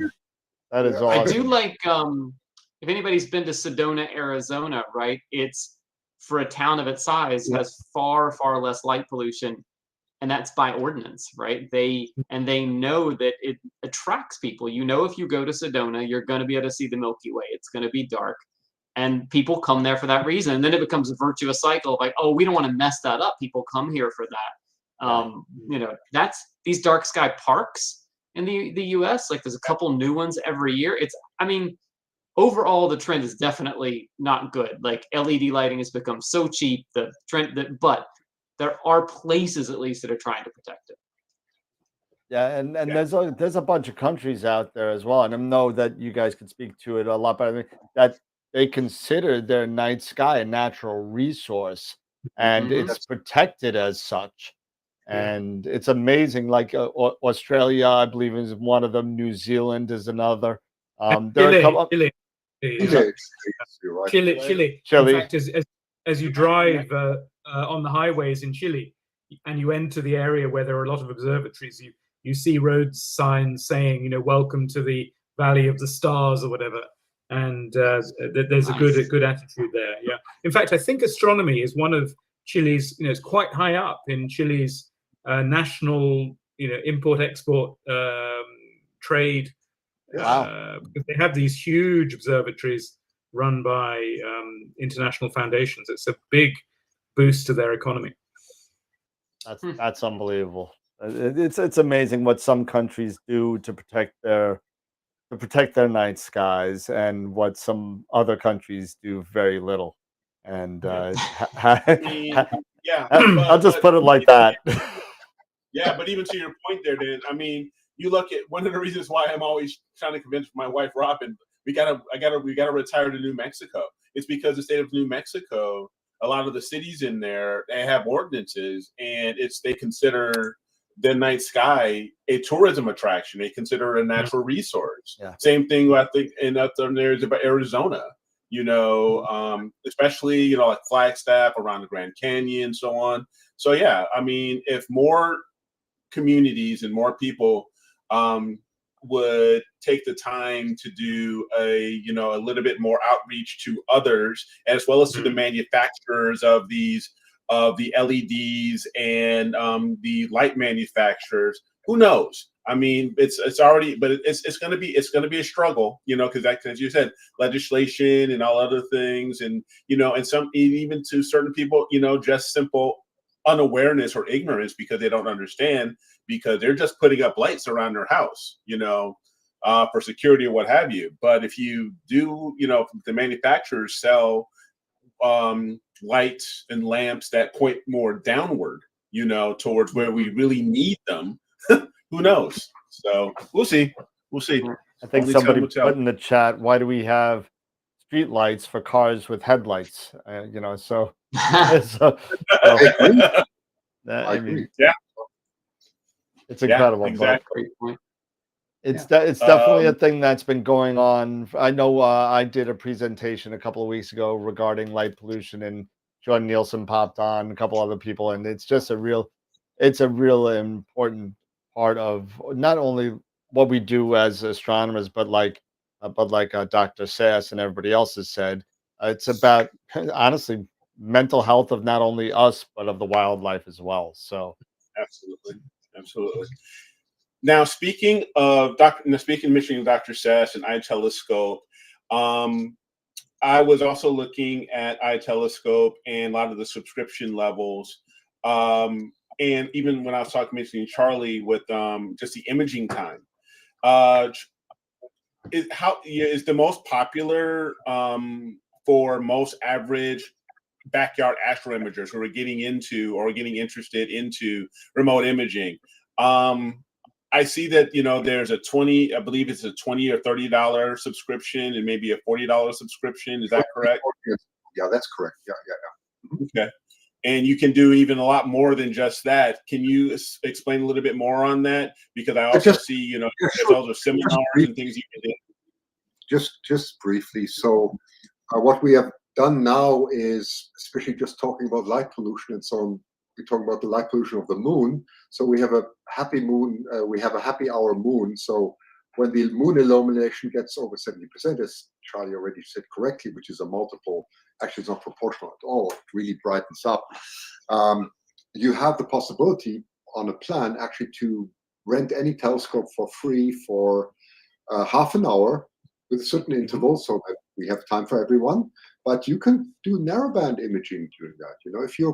If you take Charlie's plan and you look a bit at the, where the moon is and so on, you can actually work out quite well. And I've seen some amazing images.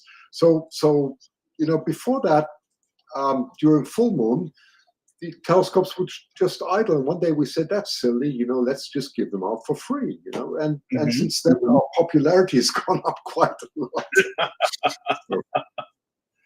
That's awesome. Charlie, this is a question to you, and I'd like for you to kind of present it to the group here, is talk to us about the books. Why did you write the books? And, looking at basically like the Sky Atlas and why. I mean, I'm such a proponent to always say, look, if you're getting into this hobby, this is the book that you have to get. I mean, bar none, the Sky Atlas is truly a manual that everybody who is in our viewer membership should get. And what you would do, I know that, but I'll let you discuss that. Go right ahead if you don't mind. Yeah. So so for the atlas in particular, it's really interesting. If you look at most, typical sky atlases, you will see thousands. Like, I have a copy of Interstellarum sitting here, and that's an amazing atlas that maps everything, right? And you just see thousands of objects up there. And then you kind of point your telescope around, you take pictures of them, and you're like, that's not that interesting. And it's like, there's just so many open clusters, right? Like, it's just, millions of open clusters. And then what you don't see marked in most atlases are, for instance, the Sharpless catalog objects, right? So this is all the, the H2 emission objects in the Northern Hemisphere. Most of them aren't even marked in there. And Sharpless 132 in particular, I put on the cover years ago, and I wrote it because it was one that literally was not in most of the atlas. And I was like, it is an absolutely stunningly beautiful narrowband target. But those atlases were designed based on catalogs that were mostly created during the visual era, and they were mostly for things that were seen visually, and then you could point, a visual observer to go look at through the eyepiece. Well, you're never going to see most of the Sharpless objects, right? They're faint emission nebulae, but they look amazing in an image. And so, that's kind of the gap, is there's a lot more out there than your basic atlas is ever going to show you. And so I went to try to sort of catalog all those. My current project is actually sort of the next version of that. I'm trying to go way beyond that with sort of a deep sky encyclopedia to go through. And one of the questions Max and I get all the time, and it was relative to the visible universe, we put a couple of examples in there, is which narrowband channels are brightest, right? Like which ones should I, take more? How much exposure time should I take? Should I even bother to take oxygen, for instance, on this one, or is it only going to be hydrogen? There are some basic consistent patterns to that, but it's great to have it by object as well. So that's kind of the next step, is helping people who've now discovered these incredibly faint objects that didn't appear in their atlas understand better how to image them. Let me see. Let's see what's in the chat here. More light pollution conversation. My buddy Dave said, I find it funny we're talking about light pollution during the Christmas season, where lights are everywhere and everywhere. But yeah, very true. Yep. But again, it's more of just a battle. We just got to continue to do it, and just hopefully we get all successful at the end. Hopefully it won't be looking at that nice little line that goes through the middle of the United States, start going west and west and west. It's now 3:45 for me here in the morning, and wow. My sleeping apparatus is tempting me away. So much for being sensitive to your time and hours. Can I thank you very, very much indeed for the opportunity to talk. It's been great to share the evening with you, and I wish you everybody a really happy Thanksgiving. You as well, Max. Thank you so much for coming on. Appreciate the time and the lateness that you've been staying up for. Thank you so much. Good. Very good. See you, everybody. Thanks. Sweet dreams, Max. And I know we're almost time almost here, that really time. Quick. But Charlie, while I have you here, I wanted to say personally, Sure. Thank you so much for that planner that you set up for me. And I would like for you to share that, the information with our viewer membership of how to get that personalized planner for their longitude and latitude, and where would they need to go, and what the process would be. Absolutely. Yeah. So, I'm at my website is digitalstars.wordpress.com. And you can also just email me at deepskyprimer@gmail. So deepskyprimer@gmail. For $20, I'll create a PDF that's basically it's the astrophotography planner, but it's customized for your latitude and longitude, showing moon data and everything for the next few years. I'm also working on a version of that for all the iTelescope locations. So for those who use iTelescope, I'm looking to create a custom version that basically maps out the You can look at the year and it plots how many imaging hours you can get for all the iTelescope locations. So that's coming awesome. in the next couple of That'd weeks. be awesome too. That'd be awesome. It is. Yeah. It's Thank you. fantastic. Yeah. And I put your email in the chat, and if anybody wants it, they Thank you. they Thank you. can throw it in Yeah. there. But we do have a spin. We have a free giveaway we're doing tonight. We need to do that as well. And we got to remember the picture of the week started voting last night. There's 4 images up there. Go check it out and vote for your favorite pick, because this is going to be the last one of the year. It's going to be the last one of the year. So pick the last one of the year, and I'll show it real quick what's up there. And let me just grab it real quick on the live site, and I could just show you real quick what's going on. So if you want to vote for your pictures of the week, wrong one. There we go. If you want to see it, go to astroweb.com, go to the image contests, and it disappeared on me. Sorry about that. We'll do that. And you could go right down to the bottom. So here's the first picture, Polaris, with all the IFN and everything. Pretty cool picture there. M42 by Mark Ellis. IC 4628 by Herbert Walter. And Starless Dark Shark by, who is this? This is by William Whitveen. I'll mess that up, but Whitveen. So go vote. There's only 4 votes right now. It just opened up, so get your votes in. It's the last one of the year, and don't forget the picture of the month nominee right here. You got the bat and the squid. You got the Guardians of Navi, where that goes to Cassiopeia. The Pac-Man. So that's for the month of October.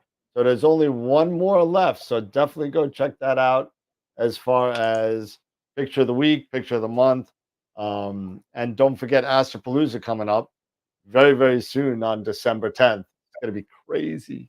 It's going to be out of control. You get to see Christian and I again for that. Oh yeah. Yeah. Yep, you get that, and you know what, for those of you out there that are still out there that want to laugh, Christian called me up or threw me a text message saying, Dan, I'm gonna be on 3 times in 5 weeks. Can we cancel just one of them, because it's a little much. so that's Christian, thank you so much. And everybody, Charles, thank you so much for coming on. I know it's a lot. Thank you. It's a lot of fun. Let me see if I can get the little wheel up. And you guys have seen this before. I wish Max stuck around to see this, but we'll do the wheel. And here we go. So this is the IP for AP yearly subscription for IP for AP, 1-year subscription. We have for this wheel, we have 102 entries now. Look at the slices of the pie on that. Oh, it's getting ridiculous. Oh, That's insane. So here we go. You ready to go? Yep, do it. There we go. No whammies. Let me get my camera out, because I've learned to take pictures of this so I don't forget. Greg Thornton. All right, Greg. Congratulations to Greg. And I will be sending you an email, and you'll be getting an email from Pete Proul, who runs IP for AP with Warren Keller, and to get your voucher for your 1 free year at IP for AP. Great tool for not only PixInsight tutorials, but great tool for Photoshop as well. So that's going to be a lot of fun. Awesome. All right. All right. So it's almost that time, fellas. I think it's time to close up shop here. It's getting late in New York. It's not as late as it was for Max, but it's a little bit late for me and Charlie. The rest of you guys are still going to dinner. Actually, I don't know what's the time in Vancouver. What is the time there now? It's almost 8. So almost 8. Oh, you're getting ready for dinner. that's right. So you got 8. I think you're 8 or 9 too, right? Eric, 9? No, I'm 10. You're 1 hour behind. That's right, because daylight savings and all that. And Pete, you're a mess. Forget it. You're like almost at 8 or something like that. He's 3 hours behind. He's 7:54. 7:54. He rushes home from work to get here. Well, no, but this was a great show, and I really appreciate Charlie, Dr. Sasse. I really appreciate you coming on, and Max and everybody. So it's been great. So really, and I can't wait for thanks for having us. Oh, it's awesome having you guys. There's so many people in the chat that said best show in a while. So nice. So thank you everybody for all the accolades. It's been a great. Even Mark Ellis said awesome show this evening. So and for Mark to say that means a lot. So it means a lot. I'll tell you this real quick before we go, Christian. I can't wait for AstroPalooza. I hope you have a little something for AstroPixel processor set aside for us, because I can't wait to get some more information on APP, because I'm a big APP proponent. You know, I love Pix Insight, but I love APP. It's one of my favorites. You know, it's easy to make things difficult, but it's very difficult to make things easy, and that's what I would spend time on. Very good point. And Eric, you got to get Charlie's new book to read the new revision as APP. Yep. Yes, I had it APP. It's become that popular. Yeah. Yep. Yes, it has. It has. I've already started talking to the family as far as the stocking stuffer for me. There you go. There you go. and I don't know if the people in the chat noticed, but just so you know, if you want this book that we were talking about before, you could win one, and it's autographed inside. So thank you, Charles, for this. You could win this at AstroPalooza on December 10th. You could win this book, and along with all the other giveaways. It is a great coffee book that will garnish a lot of interest from friends and family. I mean, believe me, Charlie and Max, they and Christian, you know, it is such a great coffee book. It really is. Just the imaging and the data that goes along with the photos is just spectacular. Available on Amazon, or you can email me and I'll get you a signed copy. So or you can win one at AstroPalooza on the 10th. There you go. You got to sign up for it. You got to sign up. Go to the website, sign up for it. But all right, we will see you. We'll see you at AstroPalooza in like 2 or 3 weeks here. Yeah, December 10th. So it's 18 days from today. So okay. All right. So, thanks, guys. Have a great evening. Have a great Thanksgiving. Everything. Really appreciate it, Charlie. Happy Thanksgiving, everybody. Absolutely, everybody. Have a good night. Go check us out. Watch the rest of the show. Well, next week. But again, thank you, everybody. Remember, and as always, keep imaging, keep educating, and clear skies. And we'll see you on Friday night. Have a good night, everybody. Good night. Happy Thanksgiving, everybody.